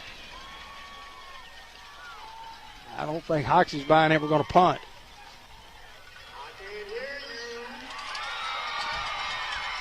You know, when the quarterback's the punter, kind of got to honor it. 4th and 14, and the Hounds will look to punt. 1:48 to go in the first half. Good snap. Marshall, plenty of time, and is going to boot one away. Kylan Ellis is going to try to get down there. What a good punt right there from Marshall. So we'll try to wait for a spot. It's going to be close inside the 10, maybe the 8. Don't be shocked if these guys load up and throw it down the field. They got to go 92 in 1:39, and those guys can do it. All 3 timeouts left. Coach Sears elected to keep those timeouts.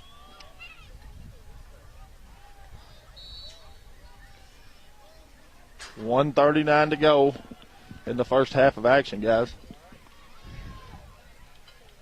Here's the snap. Powell looks to throw the little screen pass out to Coleman, and he will try to get out of bounds and will. Just shy of the 20, maybe the 18. 1:32 on the clock.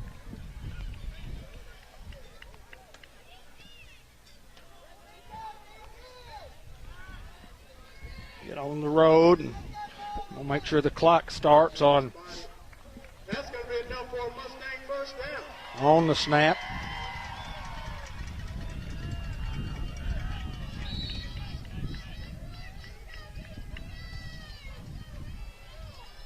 .132 remaining in the first half. 1st and 10. As Powell looks to throw and's got Coleman open. Coleman will just go out of bounds and stop the clock at 1:27 and have enough for a first down. Well, that's just Hounds giving a little cushion there, and they get a couple of first downs. Coleman is a great wide receiver. And you know about the accolades of Dalen Powell, who's going to sign with North Alabama. Zach Chrysler, former Hoxie Mustang. Walnut Ridge Bobcat. And Walnut Ridge Bobcat, yeah. 1st and 10 from the 30 for the Mustangs. One of the coaches down there who's recruiting these guys.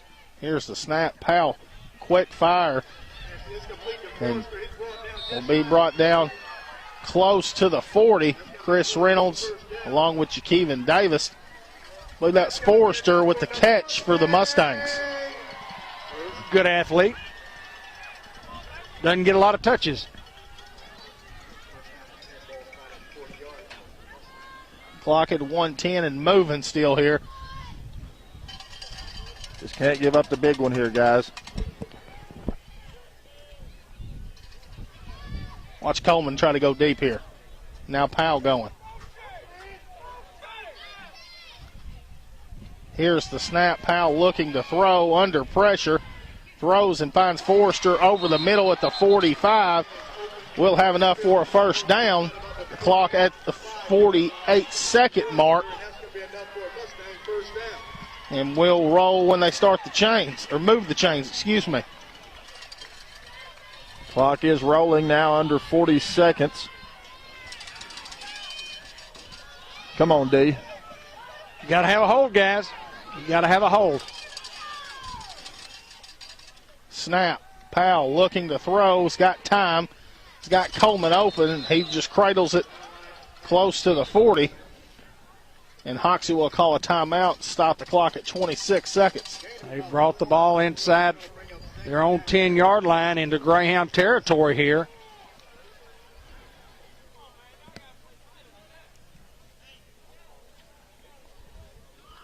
And Hoxie will call the timeout. And guys, it's a huge next 26 seconds in this football game, to say the least.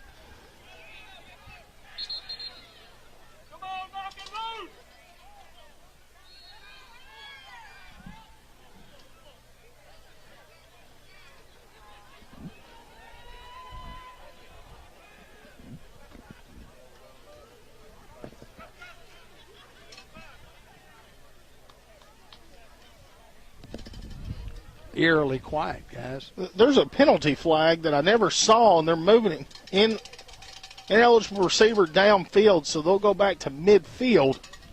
I never saw it, but I knew there was something going on because we were just standing on the field waiting for a call. Well, that one goes in the favor of the Hounds. Had 26 seconds, and the ball is almost on the 50, just shy. 50 yards in 26 seconds. A couple of timeouts left for these guys.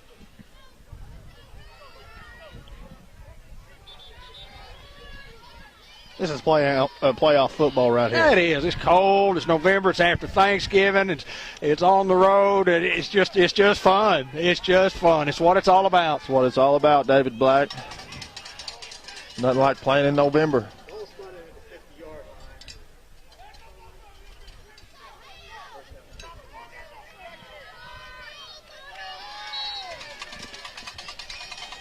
Bump and run at the bottom.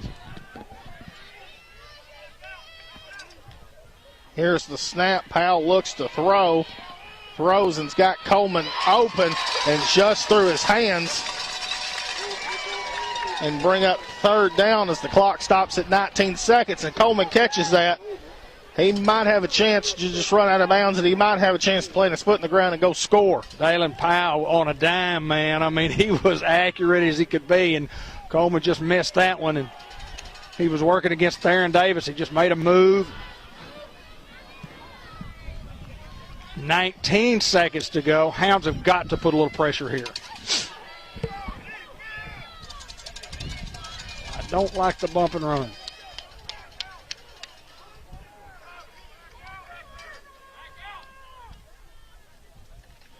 Snap, and they go to Shenderick Powell.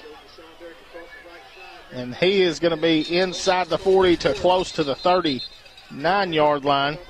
Clock stops at the 10-second mark. Hoxie wants a timeout, and they'll have a couple of plays to shoot it at the end zone. Very explosive.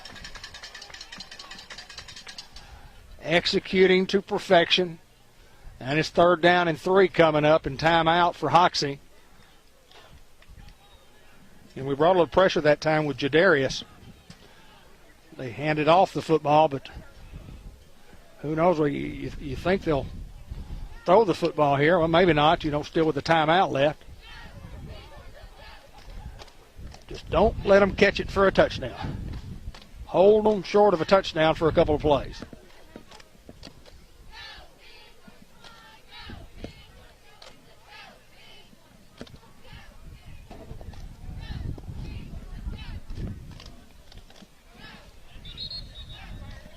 Might be able to hear the Newport Greyhound cheerleaders and the whippets. And boy, wish the Hounds would get on their feet. Hound fans, we need a couple of plays right here. We need a couple of big plays.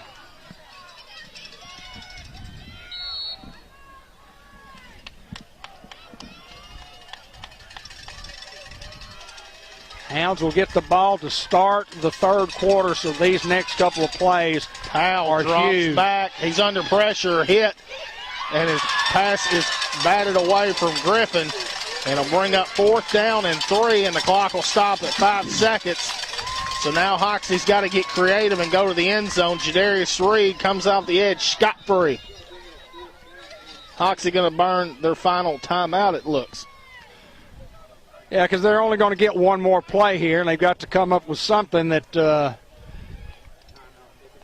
can get them about 38 yards. Let me tell you something. With 5 seconds to go in the 2nd quarter, I don't think anybody in the state thought it'd be a 14-7 ball game.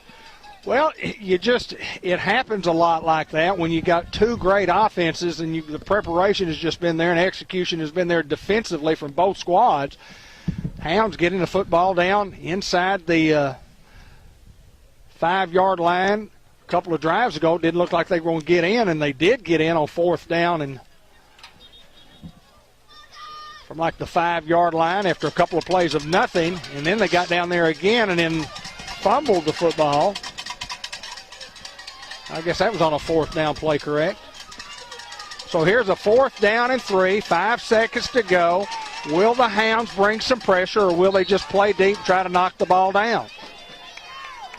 Dalen Powell is a threat. I think we might see something like a wheel route, a hook and ladder, something crazy here.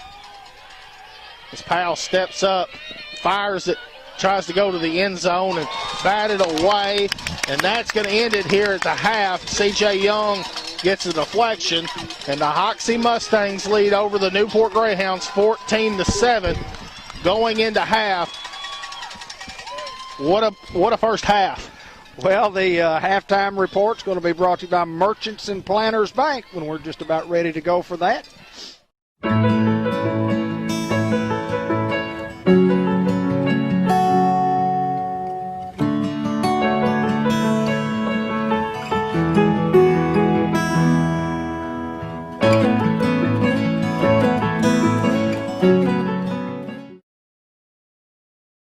We'll do the Merchants and Planters Bank halftime report, and then we'll go to the Unity Health report after that.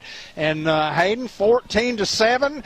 Hoxie jumps out 14-0 in the first quarter. The Hounds come back, make it 14-7. Thought it might go in at 14-14. And y'all just talked about who would have thought that anybody in the state of Arkansas that these two teams would play to a 14-7 game. Hounds get the football to start the second half, but kind of a little recap. Hayden, what did you think in the first half? I thought defensively, I mean, they had a couple big plays on us, and I think we've limited a lot of their big plays by getting in the backfield and hitting Powell in the mouth. It's one of their offenses that they like to go deep. They like to find guys in Coleman. I expect second half they try to run the ball a little more with Shenderick. I think that he is a difference maker on that offense. I think that, and I'm not taking any credit away. This is just my opinion, and we've all got opinions. I think he's the best offensive football player on that team. I think the guy's got the capability to go score at will at the tailback position. You can throw it to him out in the flat. I expect them to get him involved a little more. Now, we'll go to the offensive side with the Greyhounds. I think one's got to get the football. I think it's imperative that we find one.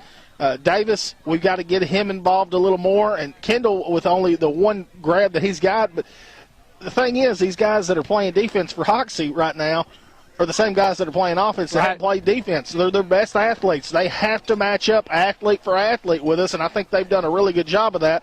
I expect us to come out and throw some quick hitters that we try to do late and get more guys involved here and there, just nickel and dime and try to get down the field. These guys are not going to try to let us get the big play on them. Well, that's the expert from Hayden Schultz, and that's expert stuff right there, my friend. We're 13:50 away. Got a little report coming up from Unity Health and Dr. Mark White. Let's play that interview.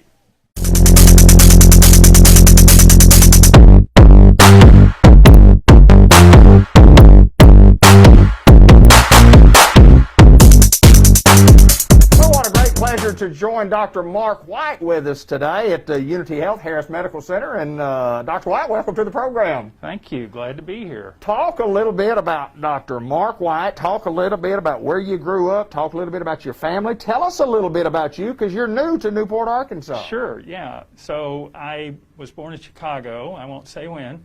But my dad was in medical school, and we lived there a couple of years. I guess I did in my early childhood, and then we moved to Arkansas for him to start his medical training after school.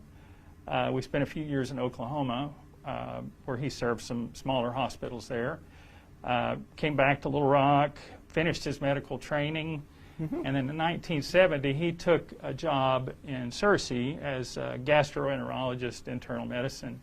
So my family has been there in Searcy since 70. So that's kind of where I consider my hometown. Sure. Went to Harding Academy there. Go Wildcats. Yes, sir. We had a lot of friends. My wife was the class ahead of me there, so and my dad and her were running buddies. I mean, really out on the road running buddies. So, yeah. Anyway, she and I have been married 38 years. Wow. Yeah. So we have 3 children and 2 boys and a girl. One of my sons lives in Alabama with his wife and 3 children, and number 4 on the way. Yay. Wow. My daughter and her husband live in Searcy, and they have 2 little boys. And then my youngest son just moved back to Arkansas from Minnesota, and he's married, and he just got a job at at Stevens as a marketing and PR Wow. rep, so we're all excited about that. I bet. That's kind of my family history, and it's kind of, if you wanted to talk about me, it's boring beyond that. So Well, it's not boring because I know it's got to be very interesting just with having those many kids. And I do have to ask you, tell us a little bit about what you do, who you represent, and what's your medical background that got you to where you are today. Tell us what all you do, Doctor. Sure.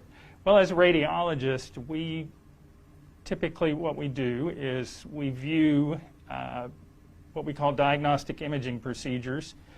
Some of those do include radiation, like CAT scan and chest x-rays.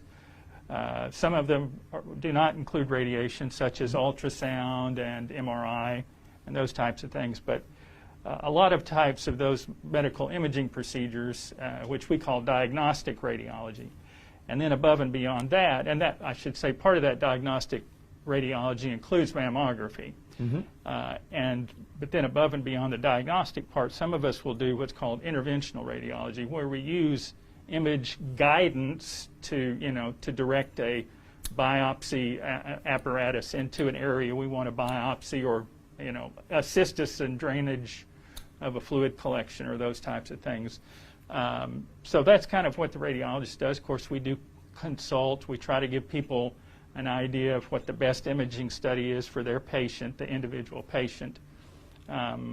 So that's a lot of what the radiologist does. As far as how I got into it, when I was in training, I will be honest, I knew my eyes could see things better than I could listen to a heartbeat, better than I could do a physical exam on somebody's belly or whatever. So toward the first part of my senior year in med school, I started thinking about, going into something that I would primarily use my eyes and my brain and not have to worry on a lot of those other ancillary diagnostic tools you're supposed to learn.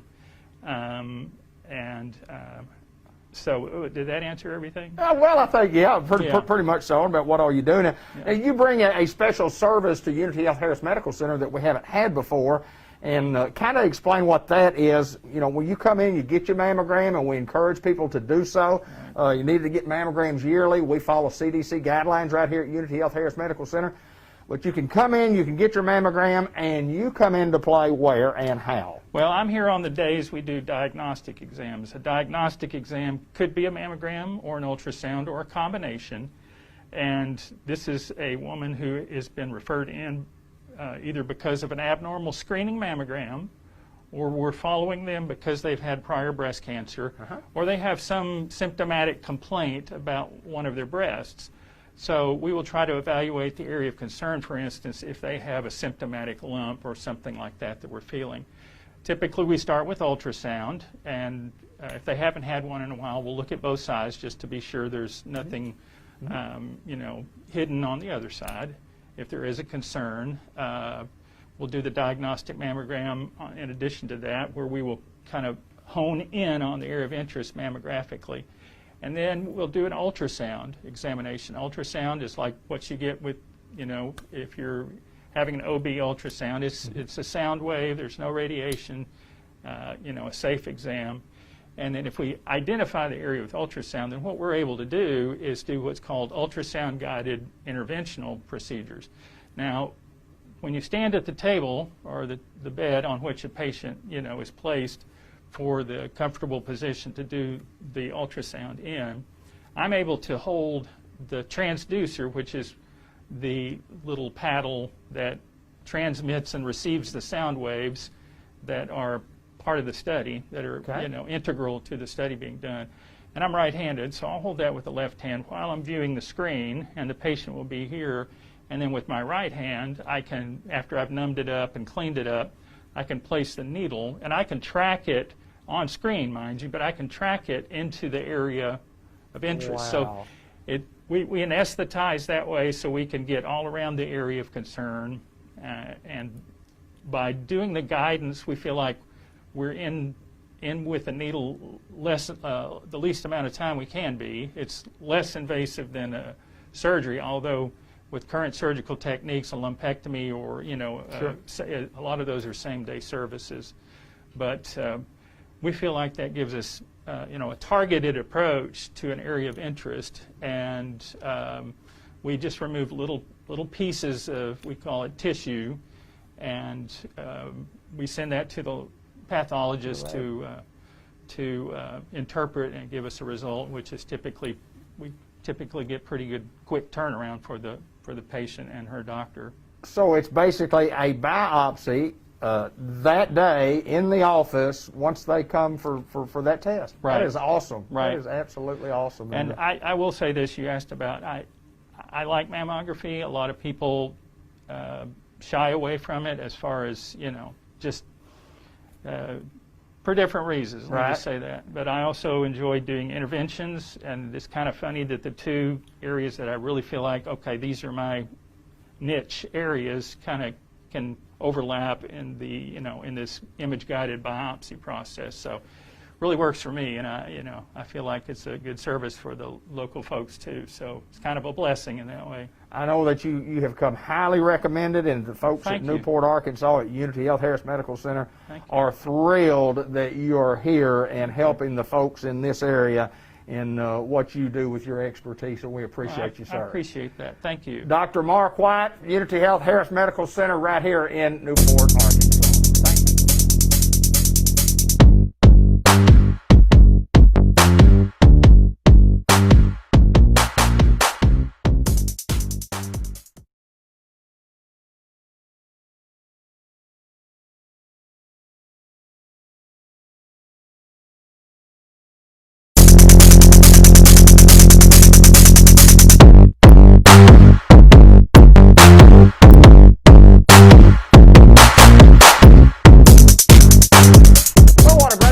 To join Dr. Mark White with us today at the Unity Health Harris Medical Center. And Dr. White, welcome to the program. Thank you. Glad to be here. Talk a little bit about Dr. Mark White. Talk a little bit about where you grew up. Talk a little bit about your family. Tell us a little bit about you, because you're new to Newport, Arkansas. Sure, yeah. So I was born in Chicago. I won't say when, but my dad was in medical school, and we lived there a couple of years. I guess I did in my early childhood, and then we moved to Arkansas for him to start his medical training after school.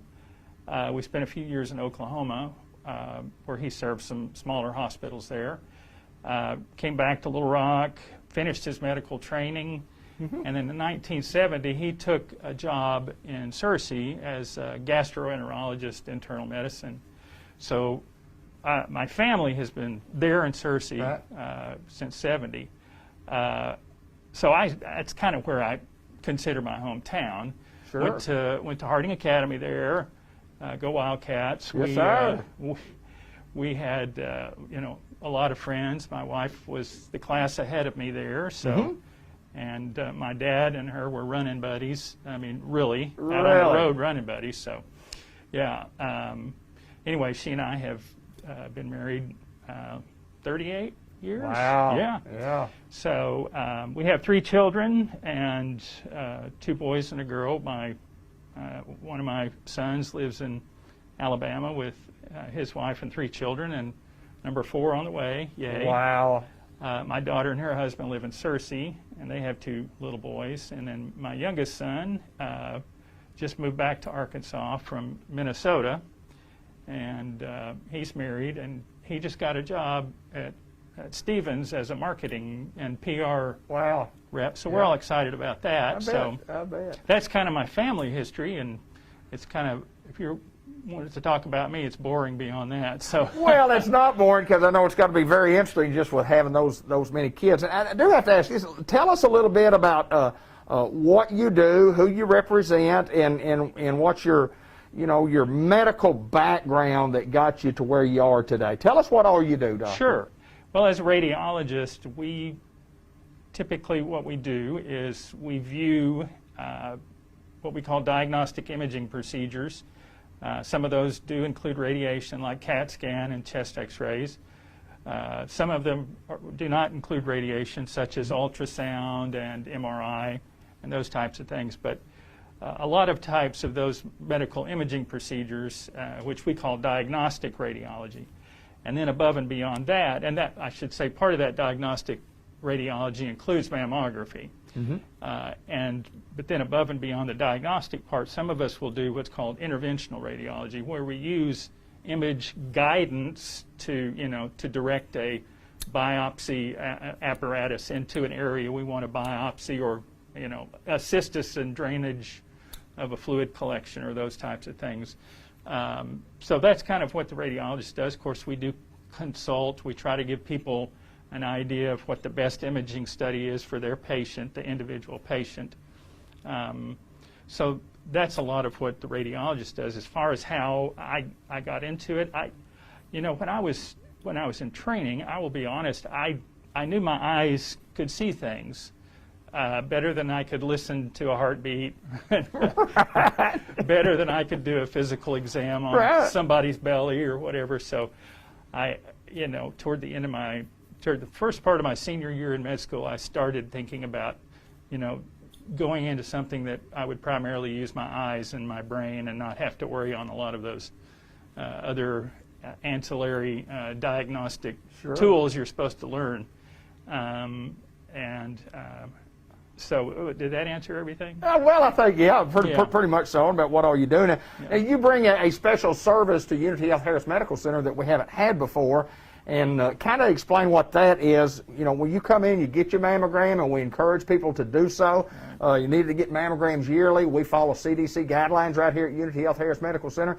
But you can come in, you can get your mammogram, and you come into play where and how? Well, I'm here on the days we do diagnostic exams. A diagnostic exam could be a mammogram or an ultrasound or a combination. And this is a woman who has been referred in either because of an abnormal screening mammogram, or we're following them because they've had prior breast cancer, or they have some symptomatic complaint about one of their breasts.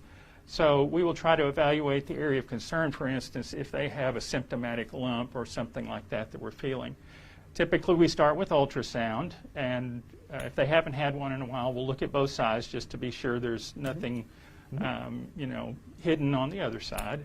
If there is a concern, we'll do the diagnostic mammogram in addition to that, where we will kind of hone in on the area of interest mammographically.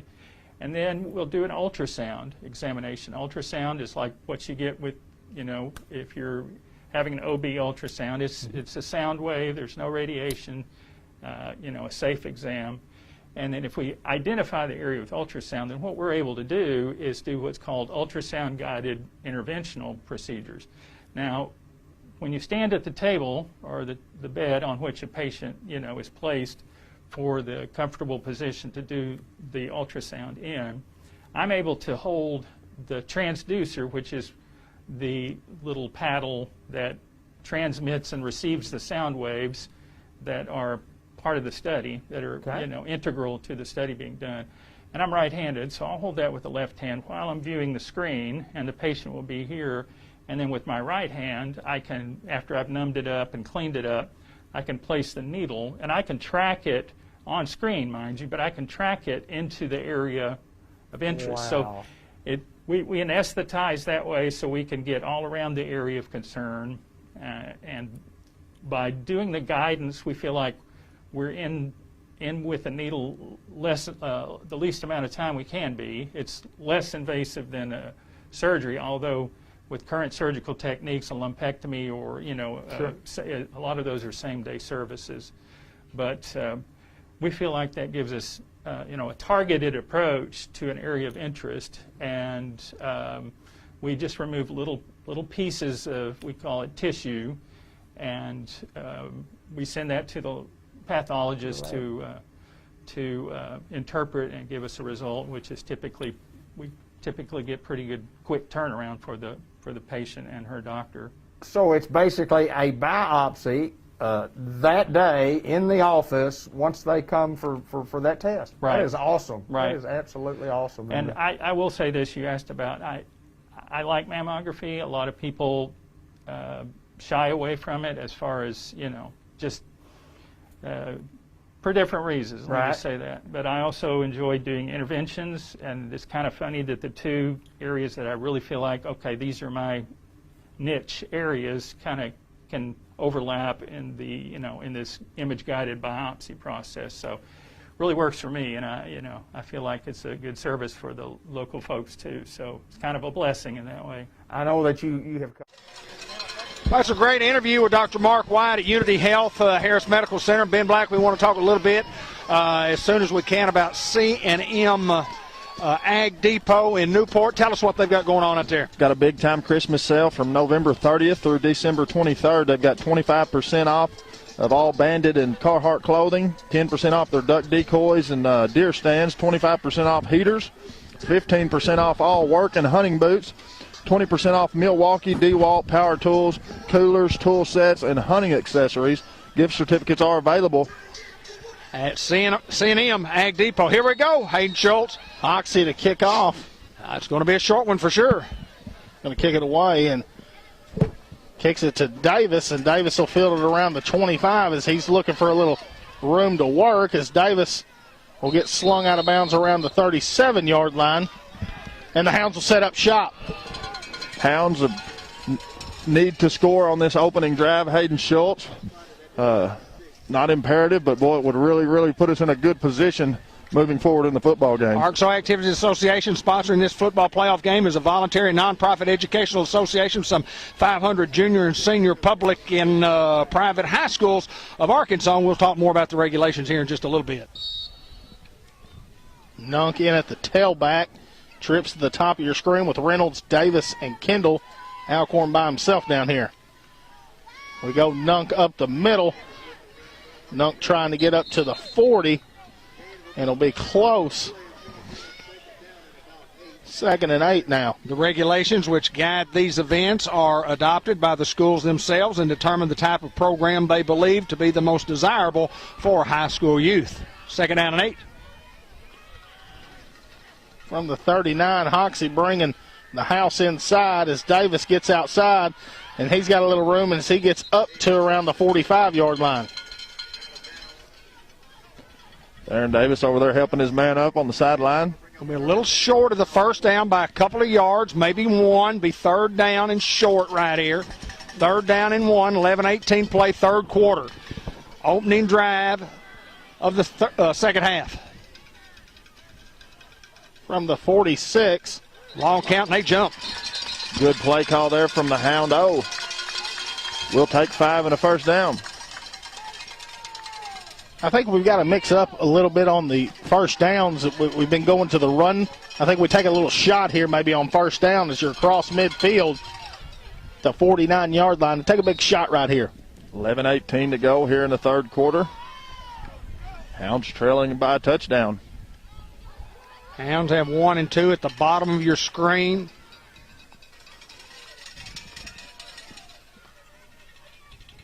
Here comes Davis in motion. They go fake and look to throw, and they take a shot. They go to Eli Alcorn and had him open and just floats. And, boy, had him there. The call. Yeah, good play call there. Just Hounds could not get it done on that particular play. The clock will stop. 11 minutes and 12 seconds to go in the 3rd quarter. 2nd down and 10. Just a little too much air under that ball. Good defense. Forster again. Cade, pretty good player. 2nd and 10 from the 49.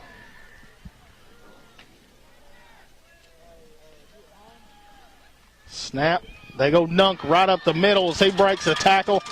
And it'll be hit right around the 40-yard line and be just shy of a first down, it appears. Get his motor running, so to speak, and he'll be hard to handle, Hayden. They're going to give him a Greenway Equipment Company first down. Go greenway.com, bringing you each and every first down. I think we've got to mix things up. We've been running on first down as usual, but we usually get 5 to 6 yards. These guys are going to pack the box and not let you do that. Snap, we go Reed, and Reed, no gain on the play. That's coming off the edge there. That's Shenderick. Yeah, he plays at defensive end, and he could just cause havoc in there. Hounds lose 1. It'll be 2nd down and 1 from the 39-yard line. 2nd down and 10, 2nd down and 11 from the 39 is what I'm trying to say. 10-19 to play here in the 3rd quarter. Hounds trail by that 7 you see on the screen. Here comes Davis in motion. And the snap. And got Davis open in the flats, and he is hit, and that's a big lick right there. I believe that's Coleman. What a big gain by the Hounds. 3rd and 4 now here for this Greyhound offense. Inside the 35 to around the 34.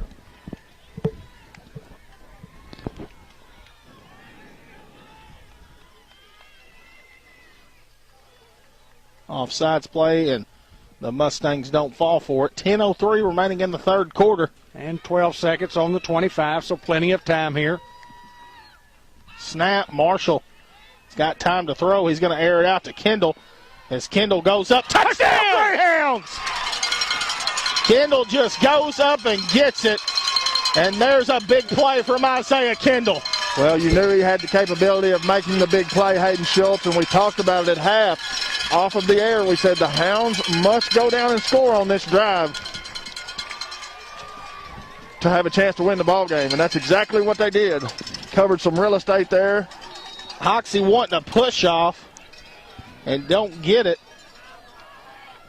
And we're an extra point away from tying this thing up. High snap handled by Reynolds, and Hill with the kick. And we've got a tie football game here, 14-all with 9:55 to go in the 3rd quarter. That's exactly what you wanted to do if you were a Newport Greyhound. You wanted to come out, set a little tone, and get the offense rolling and go down there and get 6. Our offense is as good as anyone in the country, and we just proved it there on the long pass to Isaiah Kendall from DJ Marshall. Now the defense needs to come out, hit these guys in the mouth, and never look back, Hayden Schultz. It's a tremendous series coming up for this football game, for the outcome of this football game, because the Hounds have gotten some momentum. If Hoxie comes back and puts points on the board, then the momentum swings back to them, even if they move the football and get a couple of big plays. If Newport's defense comes right here and shuts these guys down and forces a punt, a lot of momentum comes to the Newport Greyhounds. Pick your poison on where you want to kick it, guys. Sam Dole, the ball boy tonight. Hey, I tell you what, that's an honor. It's an honor, and it's a fun place to be as a young Hound. Get to be down there in the trenches with those big Hounds and get to learn a lot of things down there, Hayden. Well, when you're that young and hanging around 15, 16, 17, maybe 18-year-old kids, a First Community Bank kickoff, Marshall, a little pooch kick to Shunderick. And Shunderick, Wrong guy. has got a little room, and he breaks another tackle, and he is going to be finally pushed and tackled inside the 35 to around the 30. We talked to him right at the halftime, Hayden. He's the guy that you feared the most. Here's a late flag that came in on the sideline over there.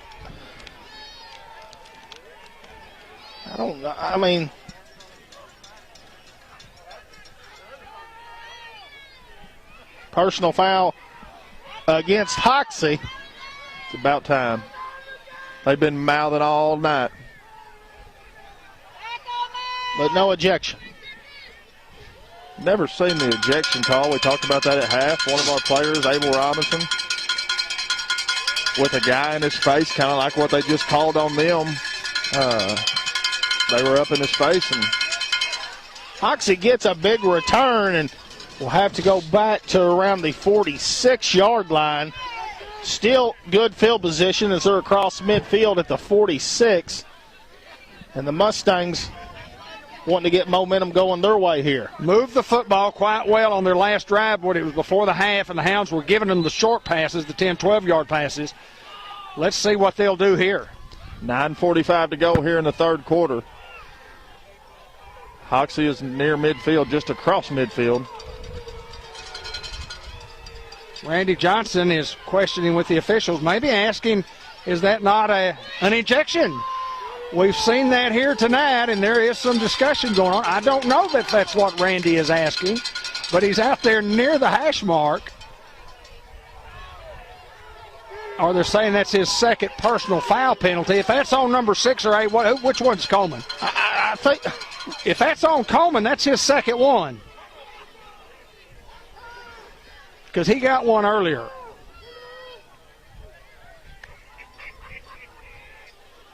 Live by the sword, you die by the sword. Interesting to see what happens here.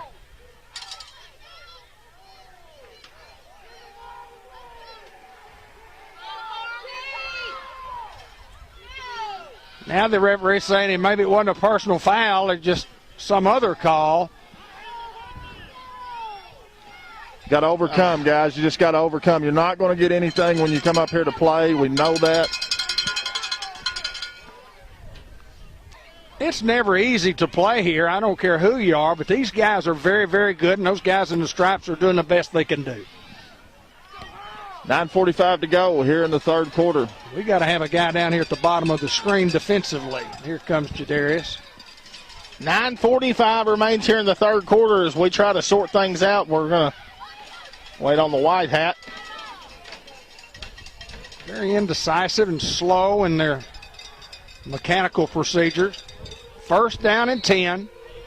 No sense of urgency. Nothing to get the game going. From the 46. Snap, they go Shenderick. He's got a little room outside as he will have enough for a first down. I'm going to tell you what, that kid right there he's just a difference maker for this team. Yeah, he's got some speed. There's no doubt about it, Hayden Schultz. Hoxie wants to throw the football, but I'll tell you what, he's as good as anybody in the Class 3A. 9:39 to go. Clock stops when he ran out of bounds.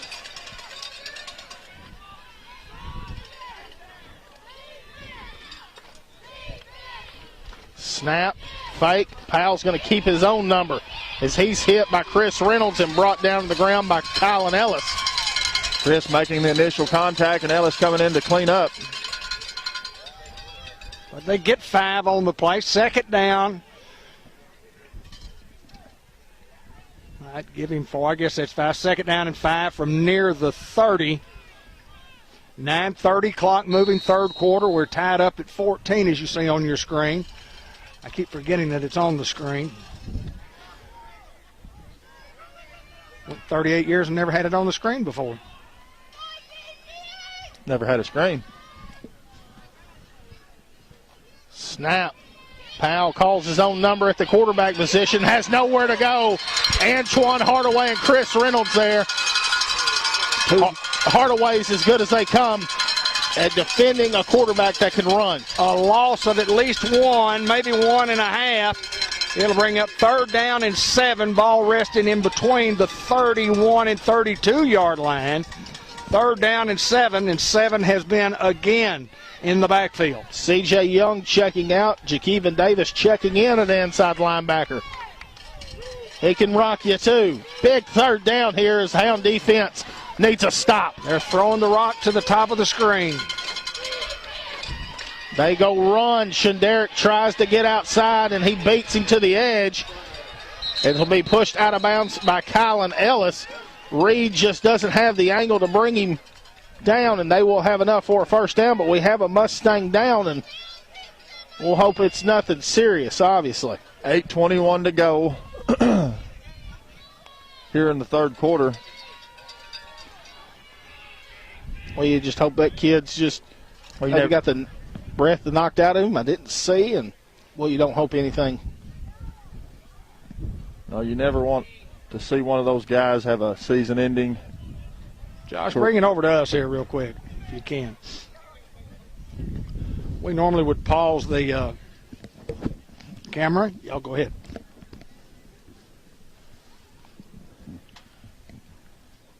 Hey, Josh. How you doing? Looks good. Well, the thing that we want to make sure is that this young man is okay, and we just thought we would get off that and on to this, and they're still tending to him down on the sideline. And those times when we were doing the delayed broadcast, we could just pause right here, and we can't do that now. But we're going to take a small ad break here. There we go.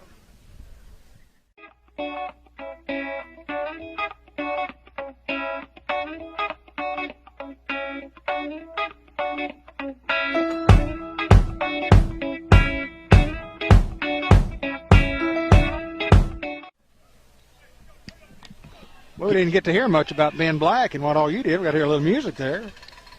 Doing any dirt work there, Ben? Doing a little dirt work, hauling some gravel, small utility tractor work. You got some septic issues you need me to look at, I'd be glad to help you out. Give me a call, 870-512-8429. Big man gets up on his own wheel and gets off the field, so doesn't appear anything serious as it's 1st and 10 here from the 24-yard line. Powell keeps it himself, and he's going to be brought down for maybe a loss at the 25-yard line. Well, that Greyhound front right there on defense is just absolutely playing lights out. Let me tell you something. Henderson. Weston has done a tremendous job. A guy who has not played a lot of defensive line has done a tremendous job filling in for Abel tonight and doing a great job. So we'll have a late flag, and I don't know who that's on.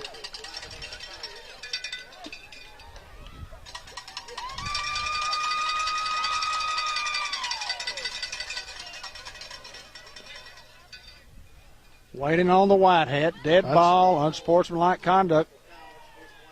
On 13. That would be Powell, the quarterback. Well, that's a big one there because it's dead ball, and that means it will be 2nd down. 7:55 to go. Should be 2nd and 25 now. Hoxie not going in the right direction. But 7 has made the difference on this drive on a couple of 3rd and longs, and he's just been good enough to get to the 1st down yardage. He's just beating our guy to the corner. Yes. And coming in, you thought that we might have the chance to get that guy, and then you see him in live speed, and that guy can move. We just got to take better angles at a defensive linebacker position.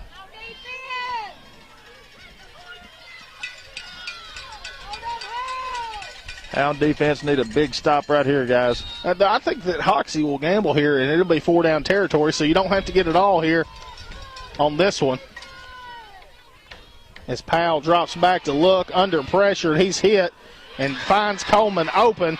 Coleman across the 20 and will be pushed out of bounds. No, he's going to get in the end zone. Touchdown, Hoxie. Powell shaking up, though, boys. The quarterback limping off the field. Well, he sure is. He took a big lick, and he's not even close to going to the bench. He's going down to sit down over there on the sidelines, and that could be a game changer. Give him credit. He threw that one on a dime again. And Coleman, again, the transfer from Osceola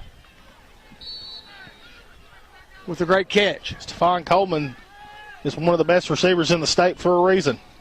And he just showed it there as he gets wide open and extends into the end zone as we await the extra point. Snap, hold, kick, and it's good. Mustangs leading here 21-14 with 7:44 to go in the 3rd quarter. How long was the pass?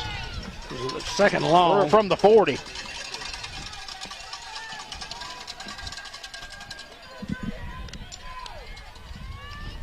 Now Hoxie with a little momentum swing.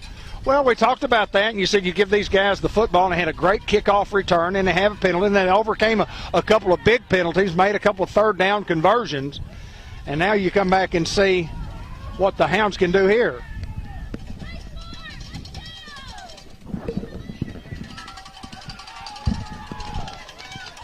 $7:44 to go. Hoxie now leading by a score, 21-14 here in the 3rd quarter. They'll tee it up from the 40. We've got Theron Davis along with Kylan Kright back deep for the Hounds. First Community Bank kickoff coming right up. You expect it to be a short one and maybe even an onside one.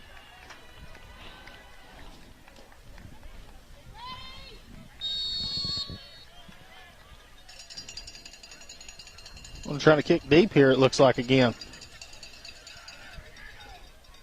Catching Kylan Kright, who's a speedster for the Hounds, and will get up to around the 36-yard line, and 1st down for the Hounds there. Well, with a big injury to Dalen Powell, we don't know how bad that would be, but he is a tremendous football player. He's not coming out on defense. The Hounds might need to take advantage of that.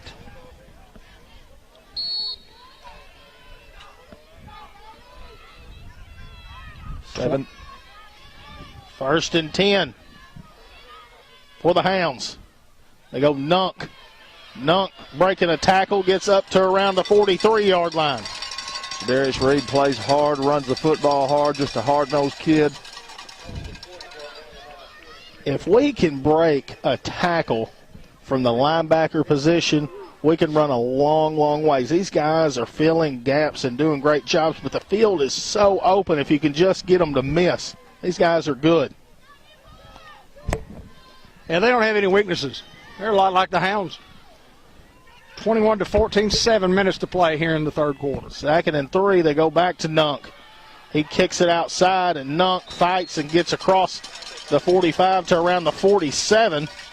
And we'll have enough for a Greenway Equipment Company first down. GoGreenway.com. Merchants and Planners M&P Insurance Services, dedicated to being your one-stop shop for all things insurance. Our local agents work with numerous insurance companies to be able to provide you with the absolute best coverage that'll meet your budget. M&P Insurance Services in downtown Newport.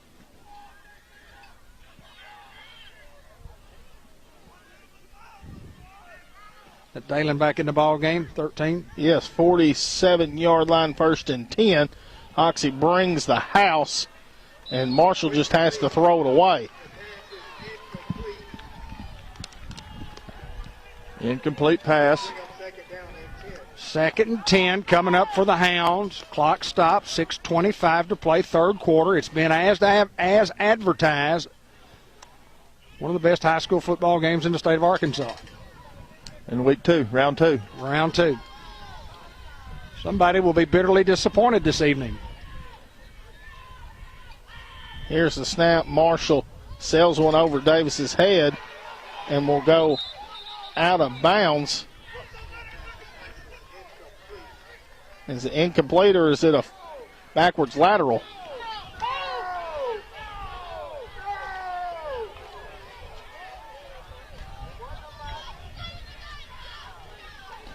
Thank you.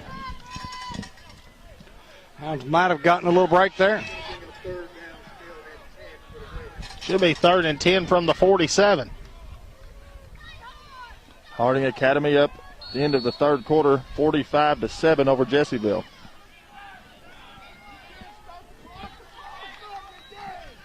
I don't know how the clock is started when it was an incomplete pass, and then they stop it now. Well, it's imperative that the Hounds get enough right here to get a first down. They can ill afford to give it back to these Hoxie Mustangs. They're going to bring the blitz here. Looks to throw. Sideline's got Chris Reynolds open, and he's going to be short. Now it becomes a gamble. Do you want to go power set, just a quarterback sneak maybe, and go for it? Well, they're going to bring their big guys in the middle, and I don't know if that's the play that you work, but it's 4th down and short. If you can't get 4th and short right here, so be it, but that's what the Hounds are going to do. Maybe make Hoxie jump off sides. As they push forward, Marshall's got enough for the first down, so it pays off. What a job by the front. Weston Henderson, Jagger Robinson, Brady Cook. Chris Reynolds in there dragging the pile. What a game, guys. El Puente Mexican Restaurant, St. Michael's Health and Rehab, Eye Care RX Pharmacy, and State Farm Insurance, Andrew Roach. Reynolds in motion. Here's the snap. Marshall setting back, looking to throw. He's got Kendall open. Kendall tries to go up for it, and it'll come up incomplete. Boy, he had him open if he just let him a little more. Well, Marshall under tremendous amount of pressure in the backfield tonight. Hoxie doing a good job of putting guys back there in his face. I like the little post route right there. Yeah, love the call. Especially a team that's going to play off on you and the middle of the field's kind of open. That's where you get them on a kind of a double move on the inside. I like Chris Reynolds here to nub back here on 2nd and 10 from the 38. As we go, a little counter play with Reed. And Reed sticks his head down and runs over a guy, and we'll have enough for another Greenway Equipment Company first down. Not just a hard-nosed runner, man. We talk about it each and every week. Every time he touches the football, he's going 110 miles an hour. Just a great play call, great execution by the Hounds. 5:48 to go here in the third. Hayden says shot right here. I like a switch route at the top of the screen with Kendall and Davis.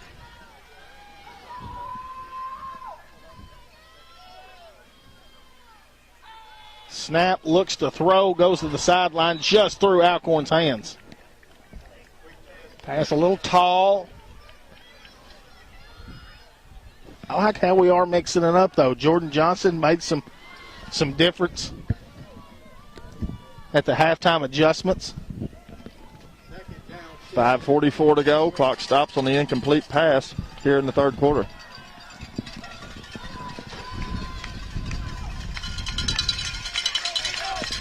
From the 27. 2nd and 10 with 5:44 to go in the third.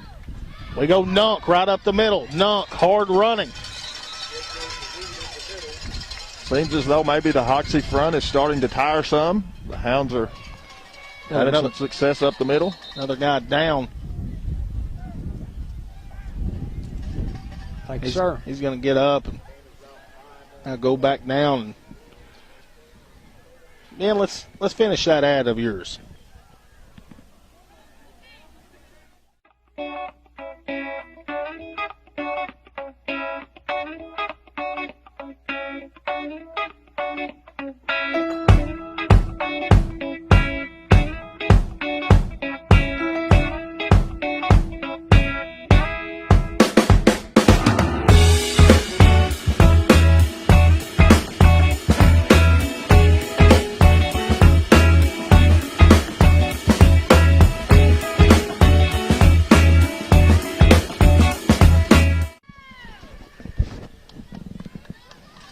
Back Hayden Schultz, 5:31 to play. Young man's going to be okay, but he's walking gingerly off the field, unassisted, maybe with just a little assist from trainer or coach. Got over 800 people watching this live broadcast right now, and I bet we've got more than that here. 3rd down, and we're in about 5 to go. Obviously in 4-down territory. What will Jordan Johnson dial up for the Hounds? Nunk sticks his head down, and I think he has enough for a 1st down. We'll see where they spot him. Should be around the 15-yard line. Greenway Equipment Company, 1st down. GoGreenway.com, bringing you each and every 1st down.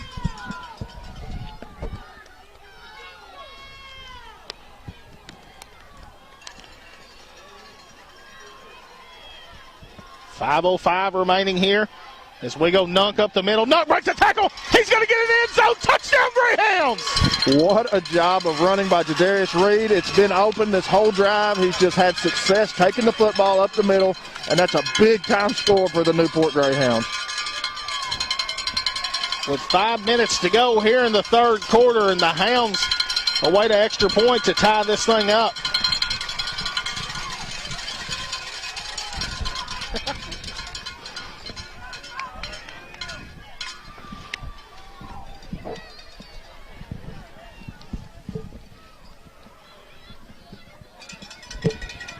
Hound fans on their feet, Hayden Schultz. Rightfully so. Low snap. Reynolds picks it up. Somehow comes up with it and goes. Ball still on the turf. And it's going to be ruled dead. 21-20. And you were talking about going for 2. You just said that what a great time to go for 2. You know, well, it didn't work right there, 21-20, and you have to score another one to win the ball game. This is the way I think of it, and I'm not saying that's wrong, and that's what we decided, and I stick behind the coaches there. The only reason I was thinking going 2 there is you got an opportunity to get a lead. To get a lead. Yes. To lead in the football game that you haven't done yet. And anytime you get an opportunity to go on the road, an undefeated team, and you get a chance to take a lead, I think you take it. Score will remain 21-20. Hoxie leading here with, as we said, 5 minutes to go in the third quarter as we'll get this thing teed up for a First Community Bank kickoff. Hoxie led 14-0 in the football game, and then it's 14-7, then 14-14, 21-14 Hoxie, now 21-20 Hoxie. As Hayden just mentioned, the Hounds have not led in this football game. We thank all the folks from around the world watching the broadcast. two great high school football teams in the Hoxie Mustangs and the Newport Greyhounds. A little squib kick, and they're just going to jump on it at the 35, and that'll be the worst field position Hoxie's had on a kickoff yet. 4:59 to go here in the third quarter. Hound defense will take the field. Been pretty stellar all night tonight, Hayden. Hoxie produced a couple big plays, and team that's averaging 50 points, and you've held them to 21 and 3. 4:59 to play here in the third.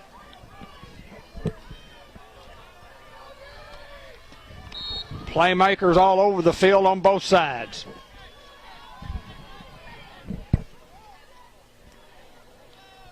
Forrester in motion to the top. Snap. Powell handing off to Powell. Shunderick breaks a tackle, cuts back field. Shunderick is going to go inside the 10, touchdown. And I'm telling you, there's a reason the kid's going to North Alabama. And that just showed right there. He has got wheels like nobody has seen, and he's got the big play capability to take it to the house, and he does there for the Hoxie Mustangs. We just chalked that one up, Hayden, and give them their props. Come back out on offense, and you got to put points on the board. Got to score. It's been an explosive football game, heck of a game so far with 4:47 to go here in the third quarter.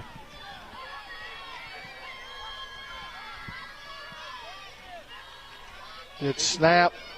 Kick is up and good. Hoxie still leading. Now 28-20, and it only took them 13 seconds to score there.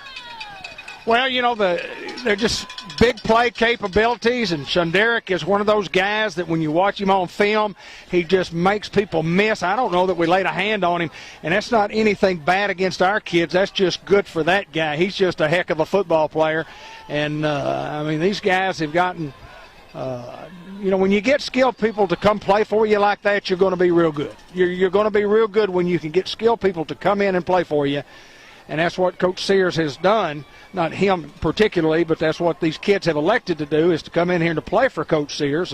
And I mean, no doubt they have three playmakers that were at other schools 2 years ago, but that they have their choice of where they want to go to school and who they want to play for. And Tom Sears is one of the best.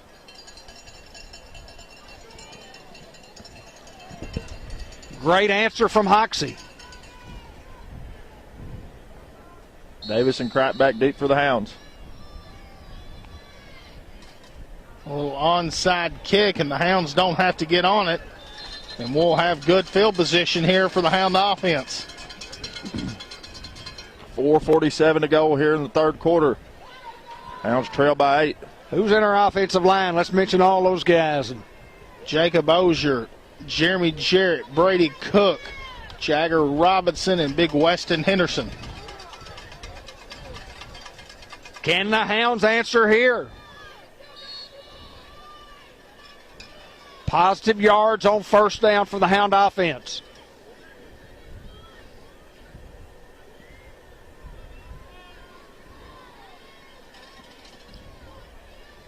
Starting at the 47 across the 50. And snap, we go Reed, and he is hit, and no gain on the play.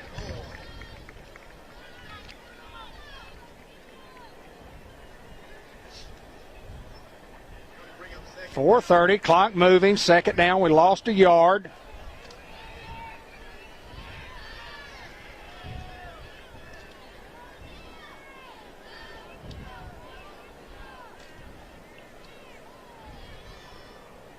There's the snap. Marshall looks to throw. Doesn't have anywhere to go with it. He just sticks his head down and is going to fight and get to close to the 45. Just tremendous pressure there from the Hoxie Mustangs. Third down and about 9. Forcing DJ Marshall to step up in the pocket and just get what he could get. 3:50 on the clock. Clock will continue to move here in the third quarter. I like a little halfback, little slip screen out there. They keep bringing the pressure. Playing way off of Theron down here on the bottom. Snap, we go to Kendall. As Kendall's hit, they won't give him forward progress, as he'll be around the 43, so it'll be 4th and 6, and the Hounds look to gamble.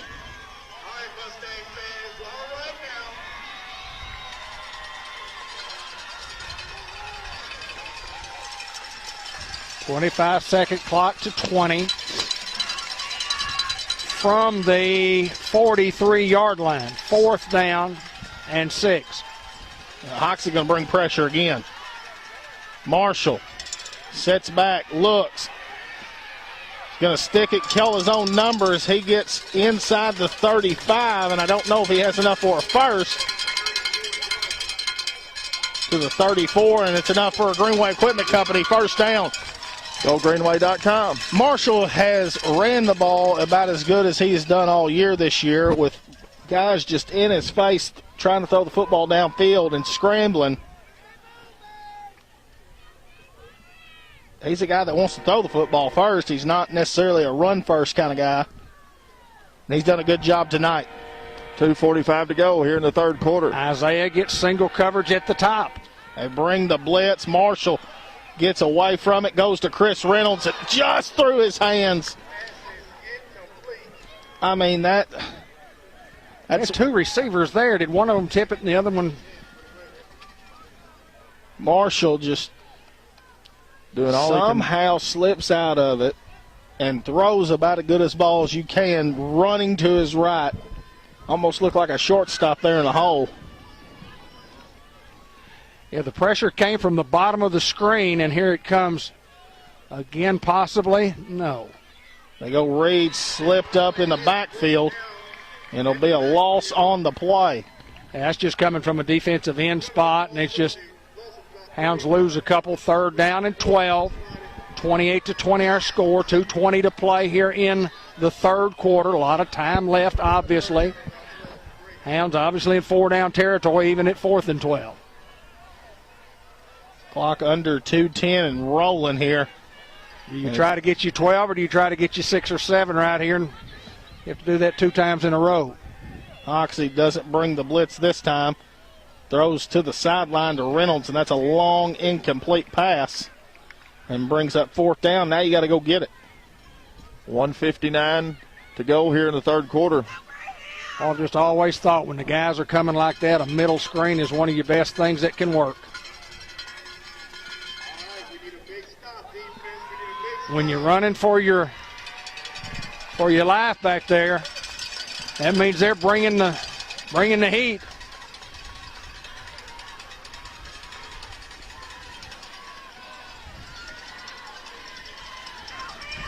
Big 4th down as you can hear the Go Hounds Go chants in the stands.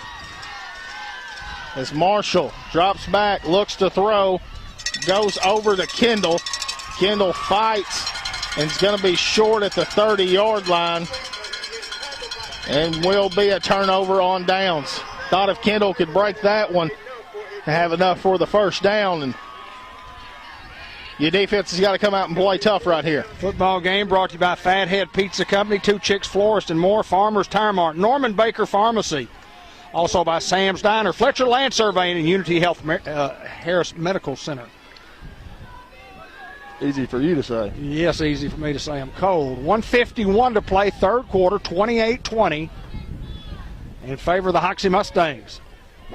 Snap, Powell. Double pass. He's got a guy wide open. Got to Shunderick and incomplete. He was going to walk into the end zone. Double pass. I saw it from here, and I can't see very well at all. He was 25 yards behind our secondary. Hound defense gets a huge break right there, guys. What a call from Coach Cole Sears. I love the play call. 1:45. Clock will stop on the incomplete pass to go here in the third quarter.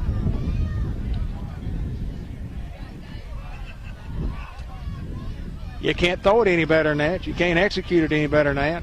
And he just missed it. Well, Forster played quarterback last year for the Mustangs when we played them for a half.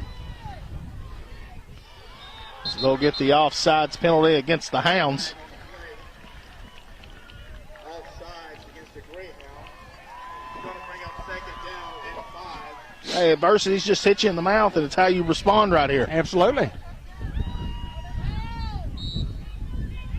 Without Coach Mark Hansley, without Coach Ben Reynolds, without our snapper for extra points and punts, Will Keaty.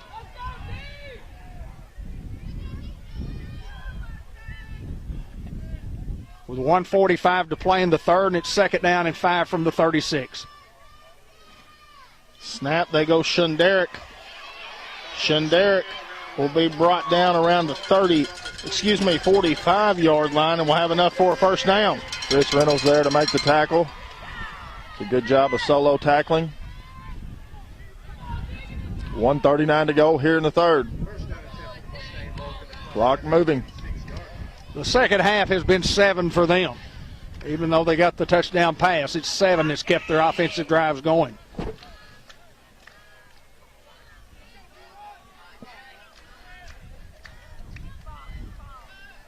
Snap, they go 7 again.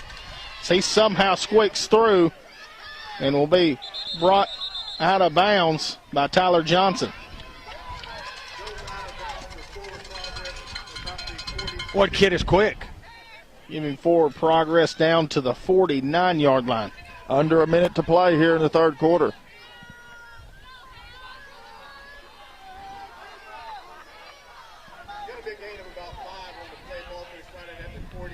My good friend Blake Kibbins had sent me a message 24 minutes ago. 2 unsportsmanlike conduct penalties is a disqualification. Thanks, Blake. Hope you're doing well, my friend.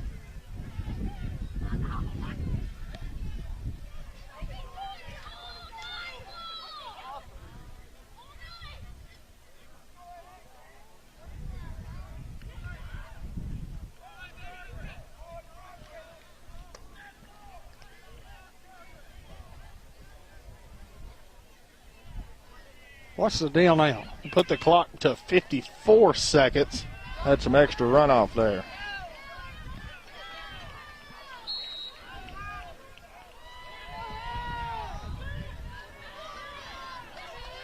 Snap. Dalen calls his own number, and Antoine Hardaway with a big lick, and we do have a late flag from the white hat. Going to be holding on Hoxie. Holding against the Mustangs. Hardaway just been all over the place, guys. Every time that kid's got to play this year, he's just showed out. They can play football for me, Ben Black. Amen, brother. 50 seconds to go here in the third quarter. Hoxie going the wrong way. Our good friend Andy Earls from the Corning Sports Report says, good job tonight, guys. Thank you, Big Andy. Proud for y'all. Thank you, my friend. Appreciate you, sir. It's second down and about 20. Powell drops back. Tries to throw and be incomplete. They're going to get a late hit on the quarterback. Hey, replay, Ben. About 20. Powell drops back. Tries to throw and be incomplete. They're going to get a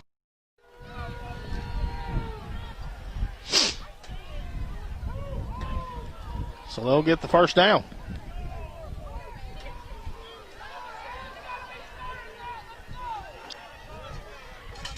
Not automatic, is it? No. Shouldn't be.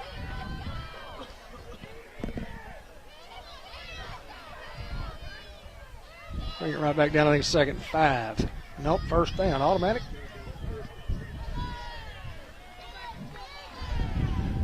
It's a big call against the Hound defense, and we were there for the penalty. 30 seconds, clock moving here in the third quarter. How about a pick right here, little Hoxie? Well, that'd be huge. Better stop 7 coming this way. Clock under 20 seconds. Snap, they do go 7. Doesn't have a lot of room to run.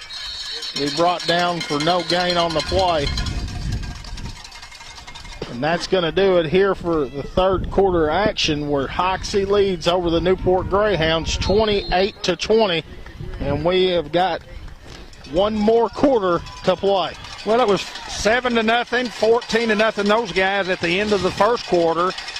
And then at halftime it was 14-7, and the Hounds drove the football down and scored on their opening drive of the third quarter to make it 14-14. And then Hoxie answered back, going up 21-14. Hounds answer back, make it 21-20. Had an errant snap and couldn't get the kick away when Hayden was saying it thought possibly be a great opportunity to go for 2 right there. And those guys just come right back, and Shunderick makes a huge run, a 65-yard run. Extra point was good, and Hoxie's up 28-20, and that's where we stand going into the fourth quarter. And again, way below what their average is. But let me tell you what, 2 quality football teams playing tonight, and the Hound defense has just got to make a stop here. You got to make stops along the way, and this will be a great opportunity for the Hounds to do just that on 2nd down and 10.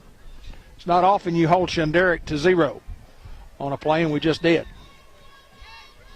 Yeah, just a tremendous athlete, both the pals. I guess there's 3 pals on this team. Just great players, great athletes, and they're what we call difference makers.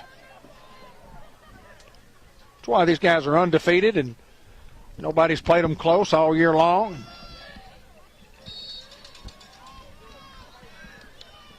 I guess Cave City, they went to double overtime with Cave City. 2nd and 10. Snap. Dalen fires one, and it's going to be caught and brought down inside the 40 to around the 38-yard line. That goes to Forrester. That's a first down. Have a first down.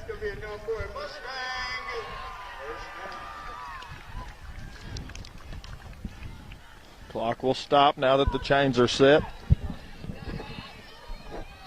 11:45 to play here in the ball game.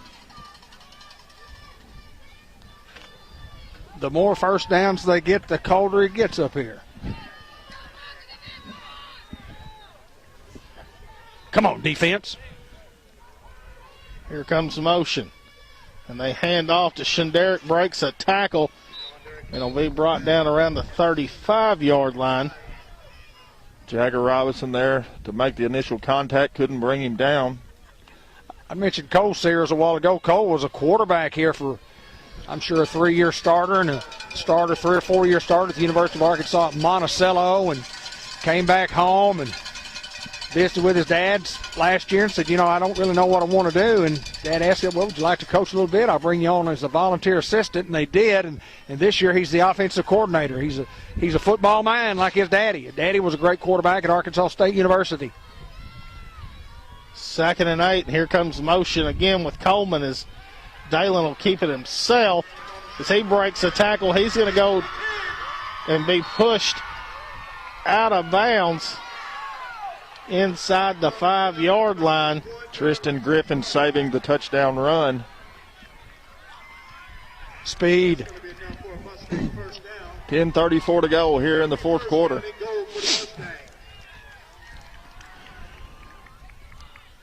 Well, you just got to find a way to make a stop here. Just got to pull one out right here, guys. Inside the 5 is what, the 2? Yeah, Hoxie brings in a big set here, and more than likely going to go up the middle with Powell, either or. Dalen sticks his head down. Is going to fight to get in the end zone, and he does. Touchdown, Mustangs.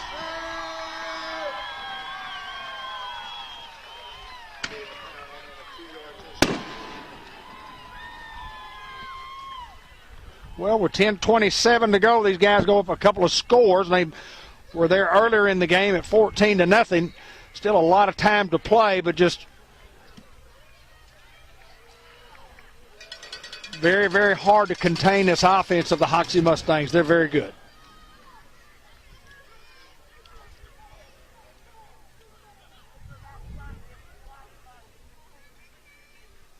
Snap, hold, kick, and good. 35-20. Hoxie lead here with 10:27 to go in the fourth. So, guys, you got 10:27 to play, and you're going to get the football back. I mean, you got to go score. You can't have anything other than that. And if you don't go score, then you set yourself up for, maybe not a very good outcome. But let me tell you what, it's been a great high school football game. The Hounds and the Hoxie Mustangs playing, and the Hounds on the road in a 2-versus-1 matchup, which is generally one of those semifinal matchups, or at least a quarterfinal matchup. But it is what it is, and the winner gets a home game this coming week against Paris or Greenland. Is that right? So Hoxie will kick off to the Greyhounds with that amount of time to play. It reminds me that the Arkansas Activities Associations are one of 50 state organizations that belong to the National Federation of State High School Association. This association formulates policies, game rules, and standards for inter-school competition. The schools of Arkansas have adopted these rules on eligibility, which correspond to those recommended by the National Federation.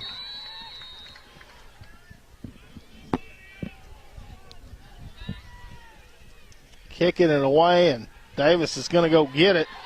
Now Davis cutting cross field, and it's going to be drugged down from behind, and they're going to get a flag in the area of a horse collar. Little taunting after the horse collar. Just unbelievable.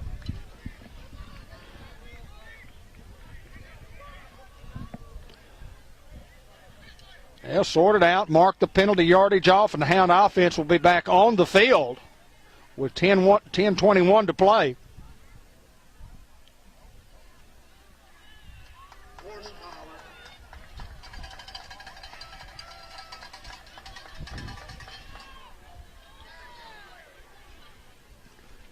Hounds will get the horse collar call in their favor. 10:21 to go here in the ball game.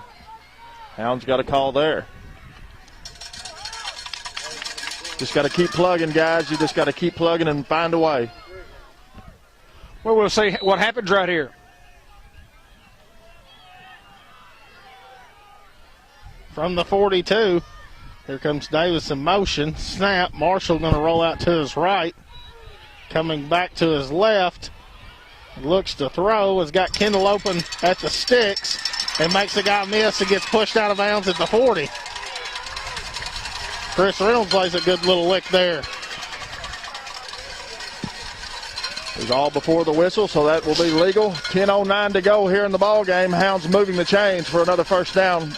Brought to you by GoGreenwayEquipmentCompany.com. Boy, DJ just making the play there. He just got himself some time and just made himself available for a pretty good throw, and it was all DJ getting the ball to Isaiah. Well, he's starting to get more comfortable throwing on the move, and just adjustments you have to make as a sophomore quarterback. It's just a tough job to ask that young man to do. Got to go score right here.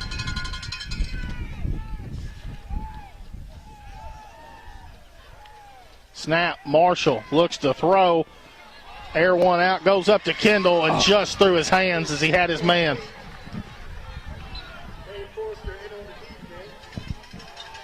Hounds taking a shot, and Isaiah got his hands on the ball, but it would have been an outstanding, spectacular catch had he brought it down. Second down and 10, ball at the 39-yard line. 10:04 to go here in the ball game.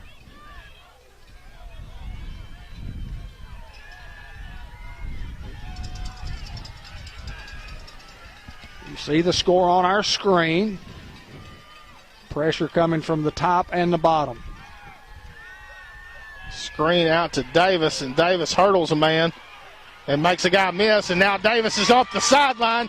Darren Davis is still on his feet. He's going to get the end zone. Touchdown, Greyhounds! What a move by Davis to jump over the guy and hurdle the man, and then he has one man to beat and Powell, and he does. That is a big-time touchdown for the Newport Greyhounds. Lost his shoe at the 14-yard line and didn't look back, and the Hounds now look to go for two. Touchdown pass from DJ, correct?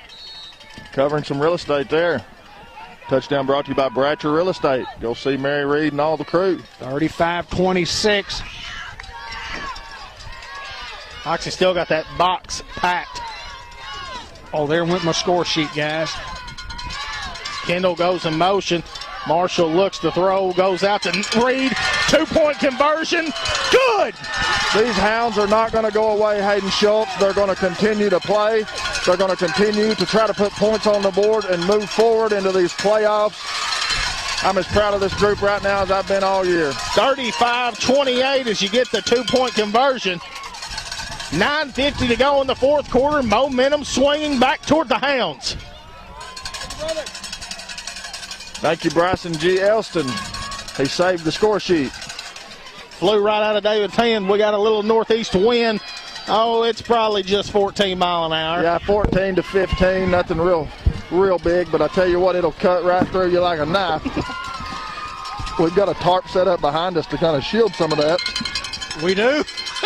But not for the northwestern breeze that I'm feeling.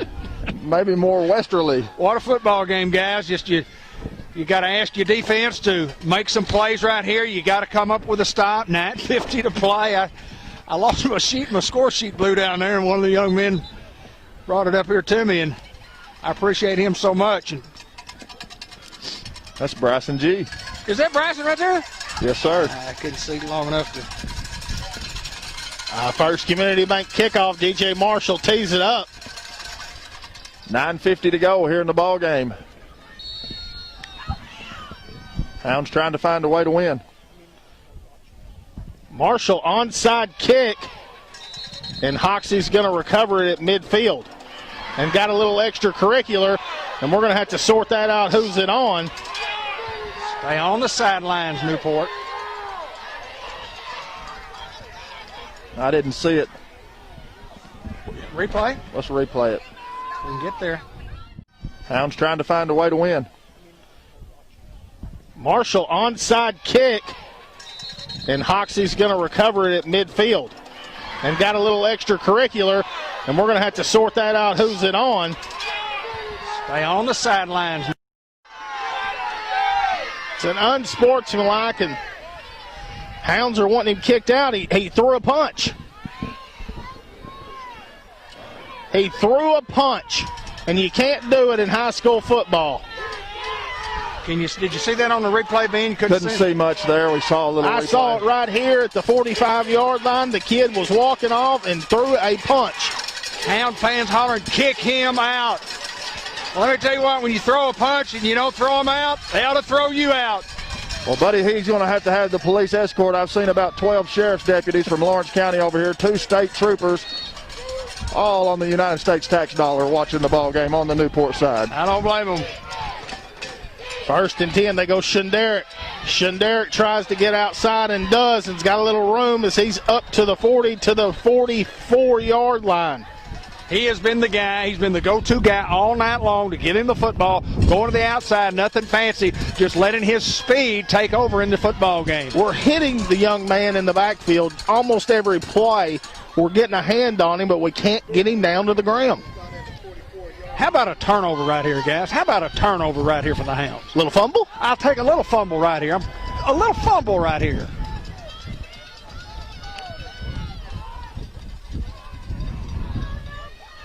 What a football game. 35-28 is their score. Snap. Powell. Dalen keeping it himself. He's going to be brought down.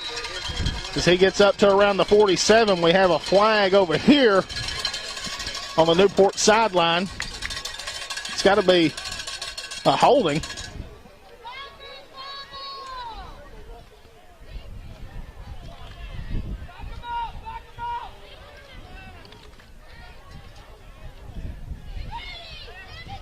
False start. And if it was a false start, they should have never ran a play. Yeah, if it's a false. I've seen that in high school football too much this year. Well, you think in the second round of the playoffs that you would just get a better crew. And, I mean, I don't know, this may be one of the greatest crews ever, but Blake helped me out on that one. Brad Davidson helped me out on that one. Kevin Jumper helped me out on that one. I mean, if it's a motion penalty, that's a little different than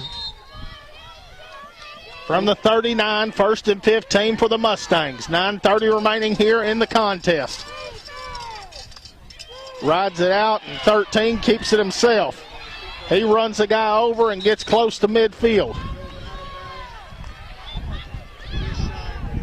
Still mouthing. There's nothing you can do there. Just buckle that chin strap up and let's play football. 9:22 to go here in the ball game. Randy Johnston wants a timeout, and I like the timeout here. Well, just to give the guys a break and kind of get them together over there and kind of explain what's got to go on. We just got to tackle better. We got to play better. We just got to make some plays right here.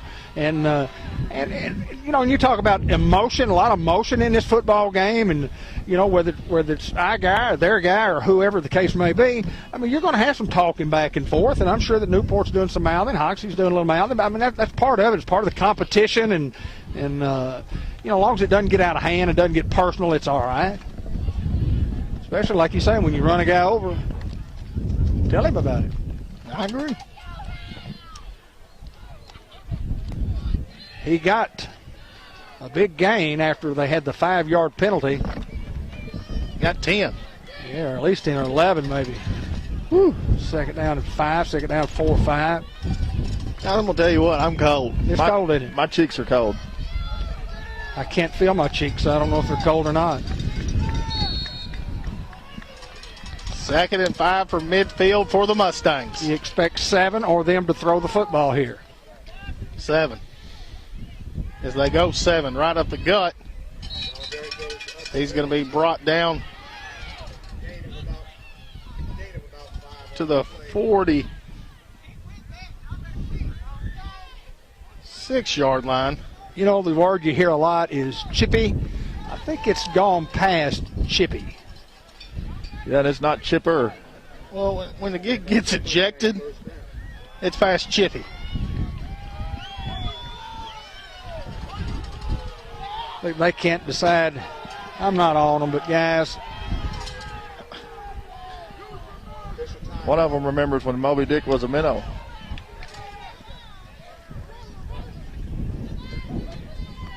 I get it. A long time ago. Got a little measurement.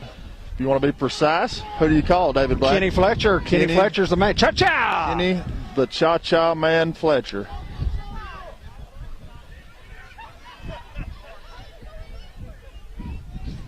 Don't bend down too far here. You got it by a football. Well, 9 minutes to go here in the ball game, guys, and we've got a barn burner on our hands.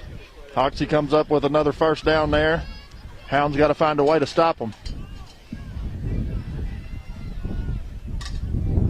winner gets a home game.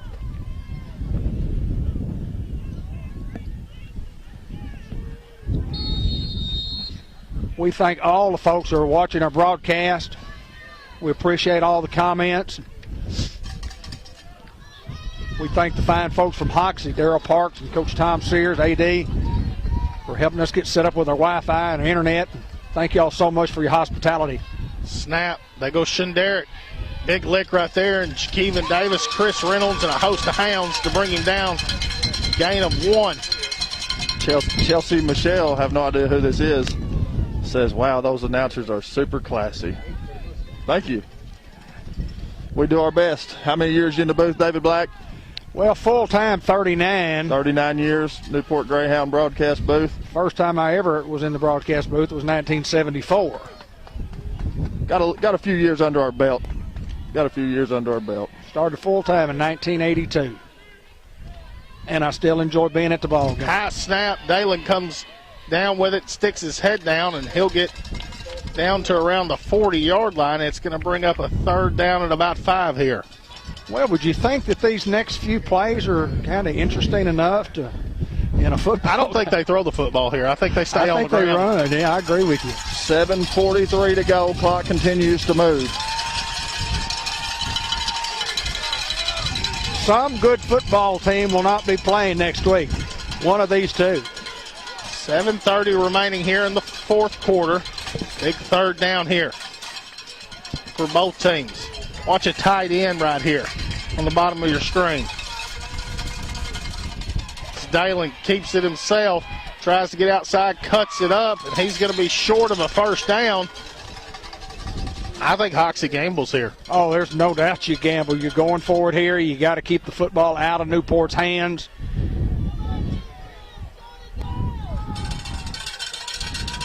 And it is a big, big play, to say the least. That doesn't take a lot of intelligence to say that one.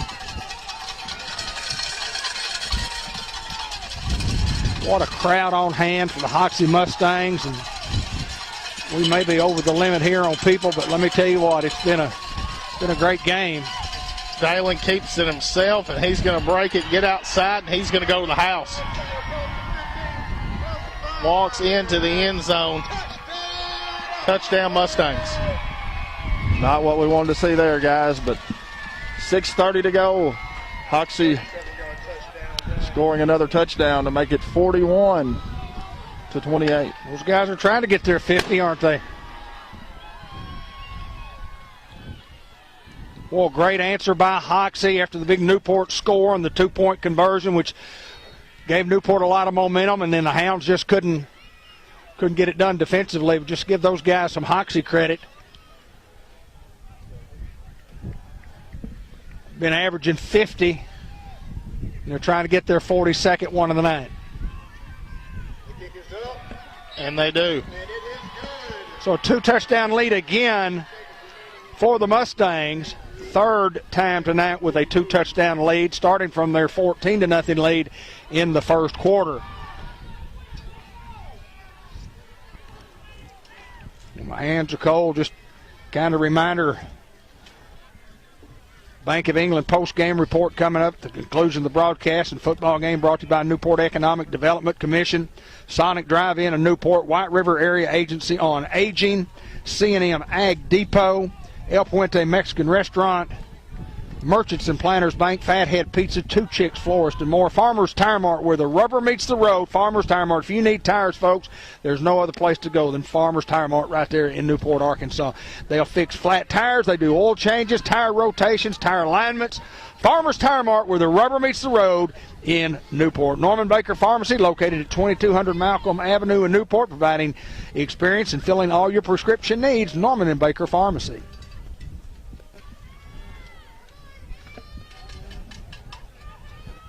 Sports Unleashed, Monday night at 6 o'clock. If you've never watched our sports program, we invite you to join us Monday night at 6. We get in, talk a little football, talk a little basketball, talk a little this, talk a little that. Kicks it on the ground, go out of bounds, and Hams will have good field position again. Well, you got 6:30 to play. You got to score in a hurry.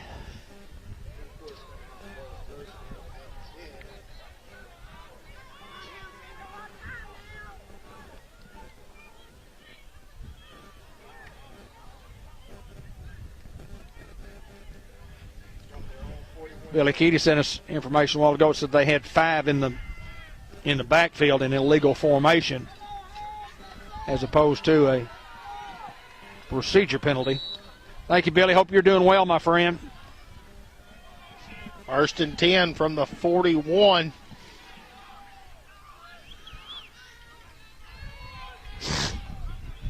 Can the Hounds come back? 6:30 to go. Marshall looks to throw, airs it out, has got Alcorn open, and just through his hands. Boy, you talk about a play right there that's a momentum swing. If you catch it, go score. Just couldn't come down with it there, but great pass from Marshall there to Alcorn. 6:25 to go. There is a flag on the play. Uh-oh, flag on the play. Holding against the Newport offense.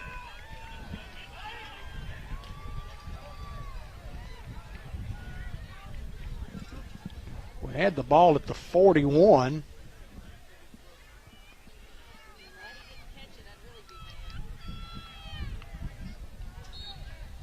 How did we go back to the 25. Is that where we're at? Yeah, they're gonna talk about this a little bit. I think they penalized us way too much.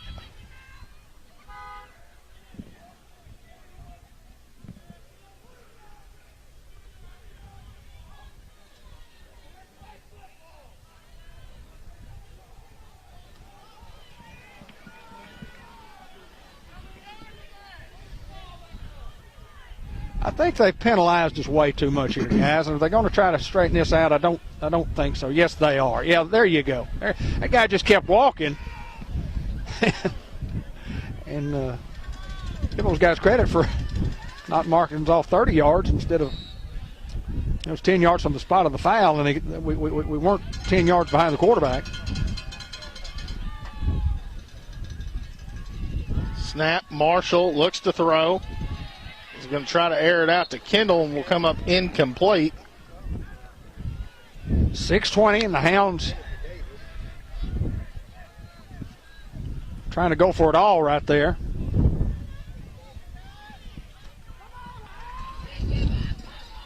Second down and 20 for the Hounds.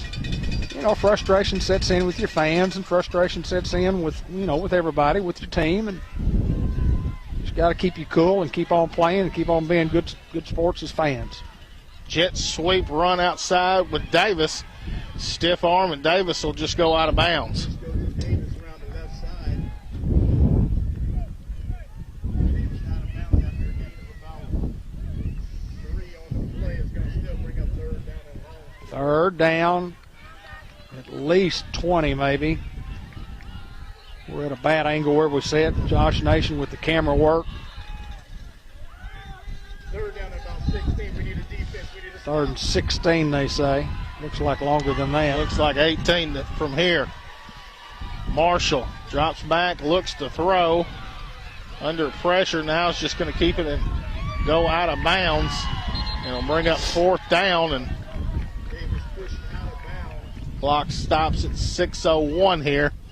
After a loss of about 4 on the play, it's going to bring up fourth down and long for the Greyhounds.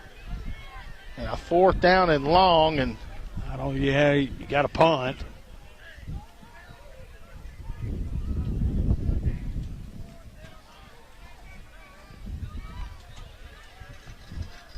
You can't go for it on 4th and 30. timeout, Newport. Timeout taken by the Greyhounds. So it's 6 minutes and 1 second remaining. The Mustangs lead the Greyhounds. Hounds act as if they're going to go. I mean, I understand that's. If it is your only option, it's not a good option for the Hounds.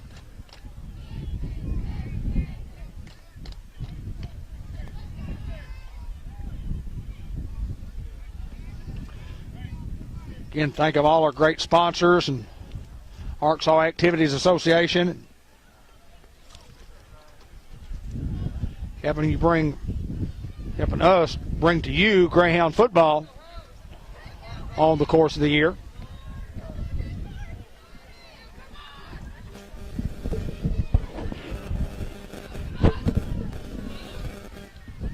I mean, there's not a lot of plays in your playbook here.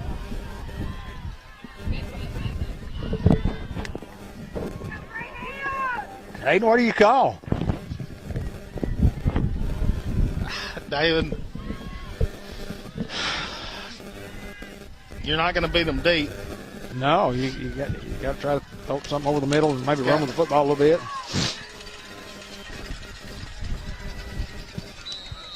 I hope we make it. Something over the middle of the field is the only thing I can think.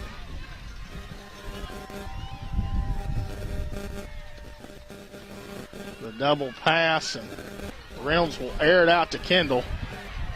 And it's going to be picked off by Dalen Powell as he is going to try to go down. And he fumbled. He just broke his hand. Hounds has got the football. He fumbled the football. Yes, he fumbled the football. He just broke his hand. Did he really? Yes. It's Greyhound football going this way. Are they going to give it to us? How can you not? It's an interception. Yeah, obviously it'd be a first down. if they give us the football. Did you do a replay, Ben? No, too late to do a replay. No, we got time. Hounds has got the football. He fumbled the football. Yes, he fumbled the football. He just broke his hand. Did he really? Yes. It's Greyhound football going this way. Are they going to give it to us? How can you not? It's an interception. Yeah, obviously it'd be a first down if they give us the football. Did you do a replay, Ben? No. I mean, once they intercept, they fumble the football. Newport gets it. Newport gets it where the football is fumbled. I don't know what the discussion would even be on the field. What, did he just kind of move his hand differently or something? He's saying first down, Newport going this way is what the white hat just said.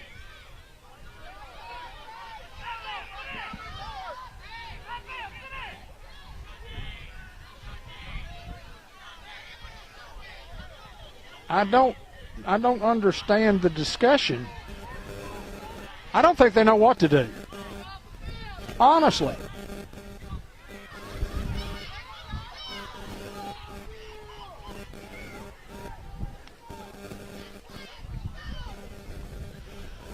With Dalen, after the interception and fumble, he ran immediately to the sideline, to the far left sideline, and went down. Hope the kid's okay. But they have not signaled. Have they? He signaled this way. He just signaled this way. Well, he looks like he. Yeah, an aid. Yeah. Why are we? What are we waiting on? The kid that's injured is on the sideline. What in the world could be? I'm real confused.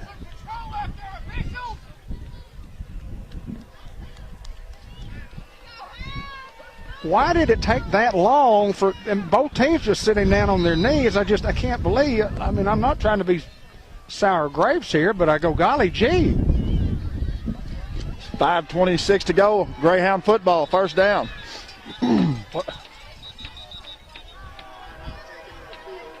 Timeout, Hoxie. Well, Hoxie's going to take a timeout to just make sure they've got their defense all set up. But what was the confusion on? I've never seen getting the play going there. I'm not complaining. I did not understand why they took so much time. If you've got a young man laying on the field, I mean, sure, but their kid that got hurt went off the field 3 or 4 minutes. I mean, they stood there for 3 or 4 minutes, kind of like they were tending to make sure Dalen was okay. And if he's off the field, I mean, and I hope Dalen is okay.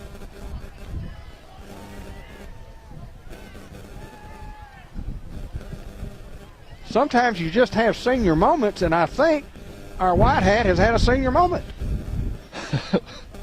I have them. I have them all the time. I know exactly what he's going through. Sometimes you just have those moments where you forget what's going on, and again, we're not complaining. We're just I'm glad we went for it on 4th down. And First and 10 for the Hounds at midfield. got some guys at the bottom of the screen that might be open. Marshall looks to throw. He's going to air it out to Davis. Davis tries to go up, and Forrester is going to get the interception and go out of bounds around the 30-yard line. Coleman tipped it away, and Davis is now on the turf.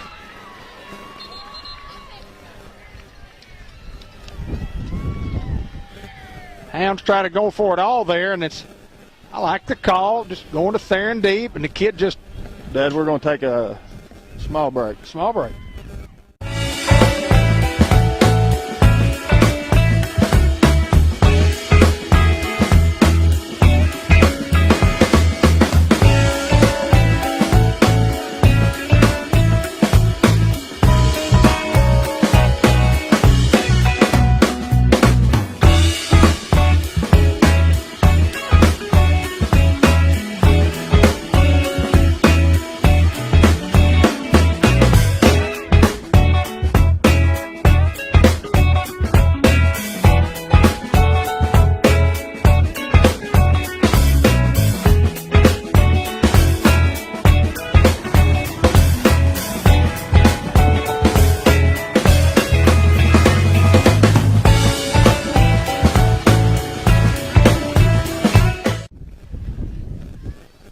Folks, we appreciate all your comments on the air, and we apologize if you think we are biased. We're for the Newport Greyhounds. That's what we do. And we certainly give props to the Hoxie kids and the Hoxie program. And regardless of your comments, Theron Davis is being helped off the field. And if we've offended anybody, we certainly apologize. Don't mean to be, but we're going to yell for our team, and hope you yell for yours too.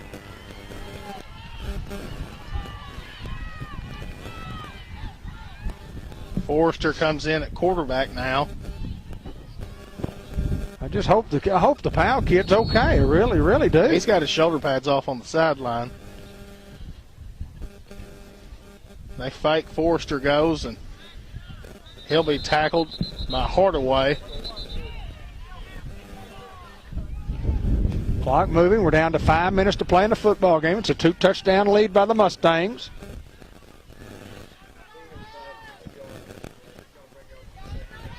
I haven't been looking at any of the comments. Just wish I had somebody notify us that we do apologize if we've offended anybody. Even those guys that couldn't make the decision a while ago about what to do on the interception. I mean, had that been reversed and it would have been Hoxie's ball, I'd have said, well, what are you waiting on? Just give them the ball. 2nd and 9, snap. They go Shenderick up the middle. Uh-oh. He breaks a tackle, and he's going to go the distance and score another touchdown for the Mustangs. Shenderick goes 68 yards for the score. And these guys have put it away. Great effort by the Hounds tonight, but just wasn't meant to be. This is a great football team, and we bragged on this Hoxie football team all night long. Got a lot of weapons. And Seven has just been one of those guys that has been the difference maker tonight, Hayden. Well, we said at the half, if you're Hoxie, that you expect Seven to come out this second half. I thought he was the difference maker on this team, and I figured they would go straight to him.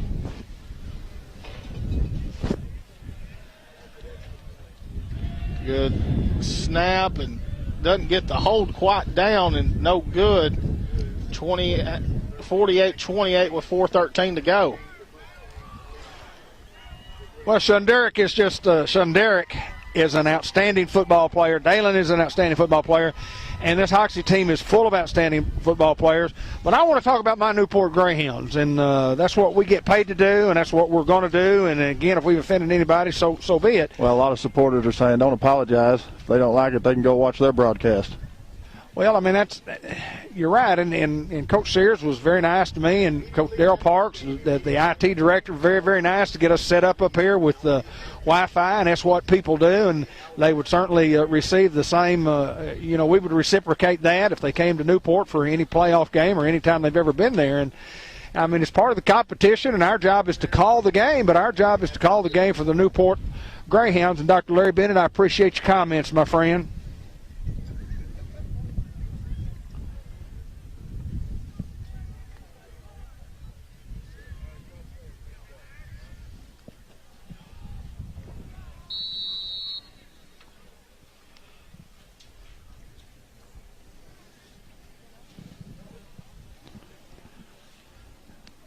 (48-28) with 4:13, and it's dead silence in this stadium. But the Hounds will get another chance here. Another short kick by the Mustangs.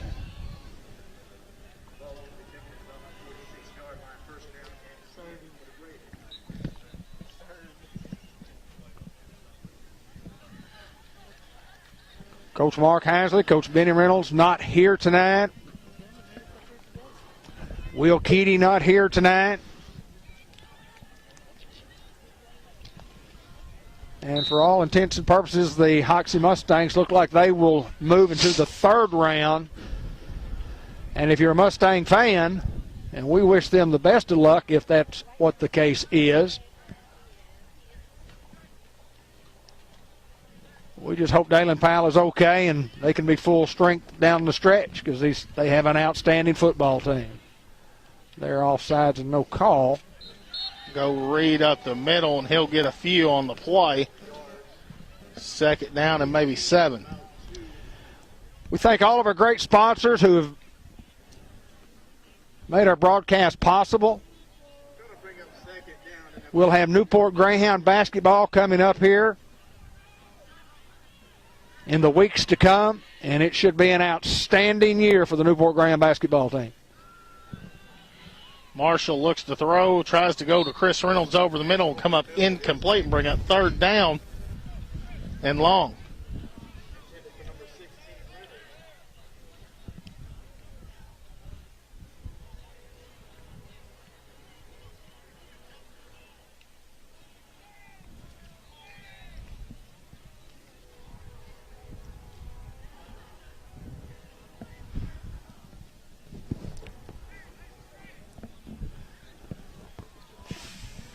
Third down and about 8 for the Hounds from the 47-yard line.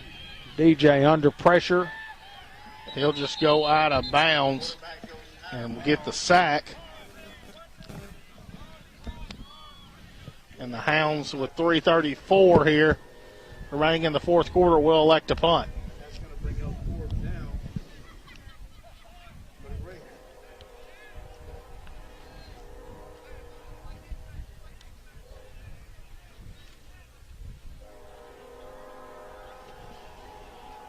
Another 4th down situation here for the Hounds. Last time,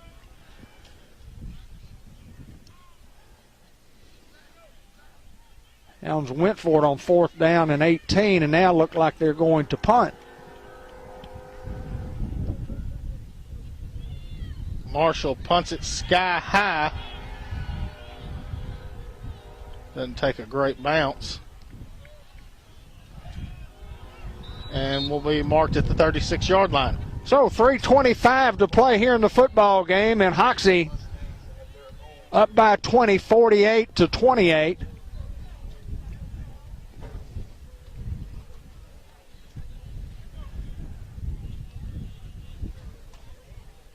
And a kind of a football game as advertised. You know, these guys were a 10-point favorite coming in and playing at home, and lots of skilled people, big, strong offensive line.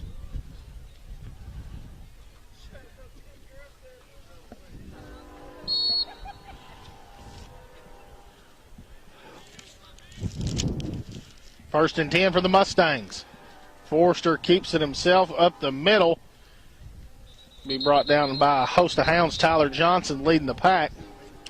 Tyler is one of those guys who will be playing in his last football game along with Theron Davis, Dontavius Wakefield, Chris Reynolds in his final game as a Greyhound football player. We mentioned Tyler. Colin Hill is a senior. Jagger Robinson. Weston Henderson. Weston down at the bottom. Trace Smith.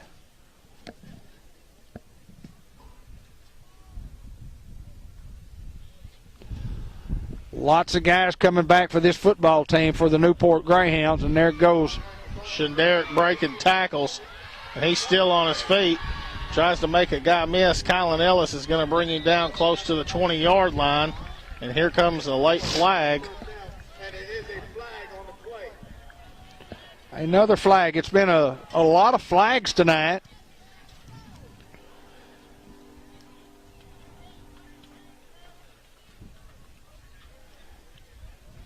And your hat's off to number 7. He's one heck of a football player. I didn't quite get the signal there, but I believe it's against the Hounds. It's been hard to really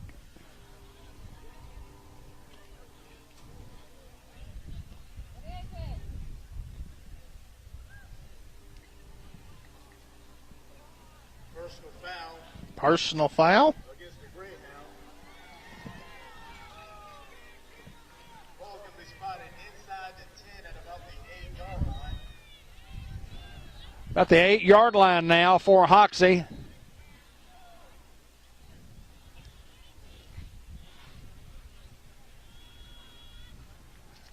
With 2:15 and the clock moving. Forrester calls his own number going up the middle, and they'll whistle him down. Easy, guys, easy up right here. 2 minutes to play in the football game.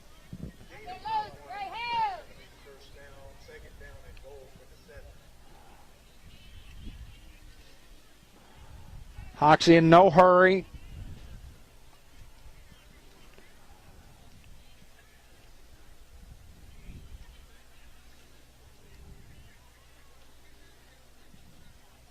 Under 140 remaining and continuing to roll. And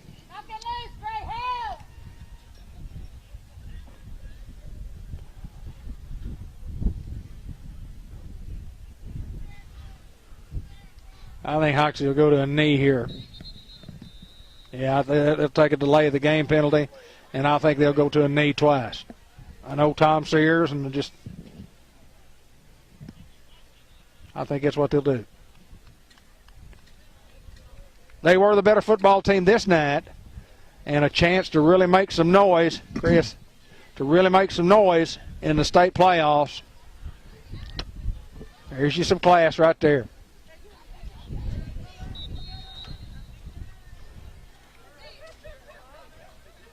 .40-second clock. Let that hold up before they reset it for a little bit and let the game clock keep running.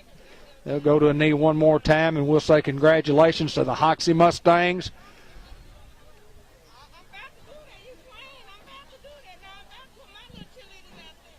They have won their 11th football game of the year. They are undefeated. The only team in 3A with 11 wins. Yeah.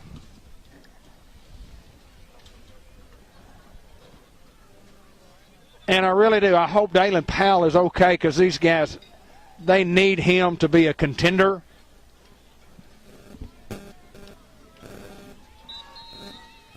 And that's going to do it. My hat's off to Tom Sears and Cole Sears, and my hat's off to all of the Newport Greyhounds. Guys, it's been an outstanding year for the Hounds. You're never ready for it to be open. We will not have a George Kell Motor Company player of the game, and we will not have a coach's report after the game. But congratulations to the Hoxie Mustangs. They are the victor 48-28. We will have a post-game show brought to you by the Bank of England Mortgage Company. The Bank of England Mortgage Company, if you're needing a loan of some kind on a home loan or you want to refinance your current existing loan, the Bank of England Mortgage Company are the folks that you need to see.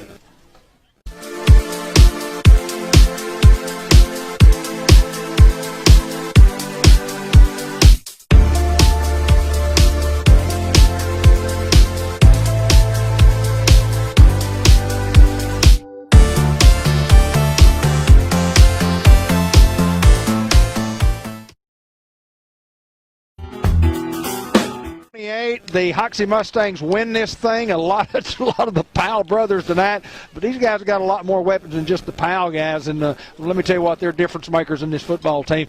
Great football team in the Hoxie Mustangs. But I want to talk about our kids, Hayden.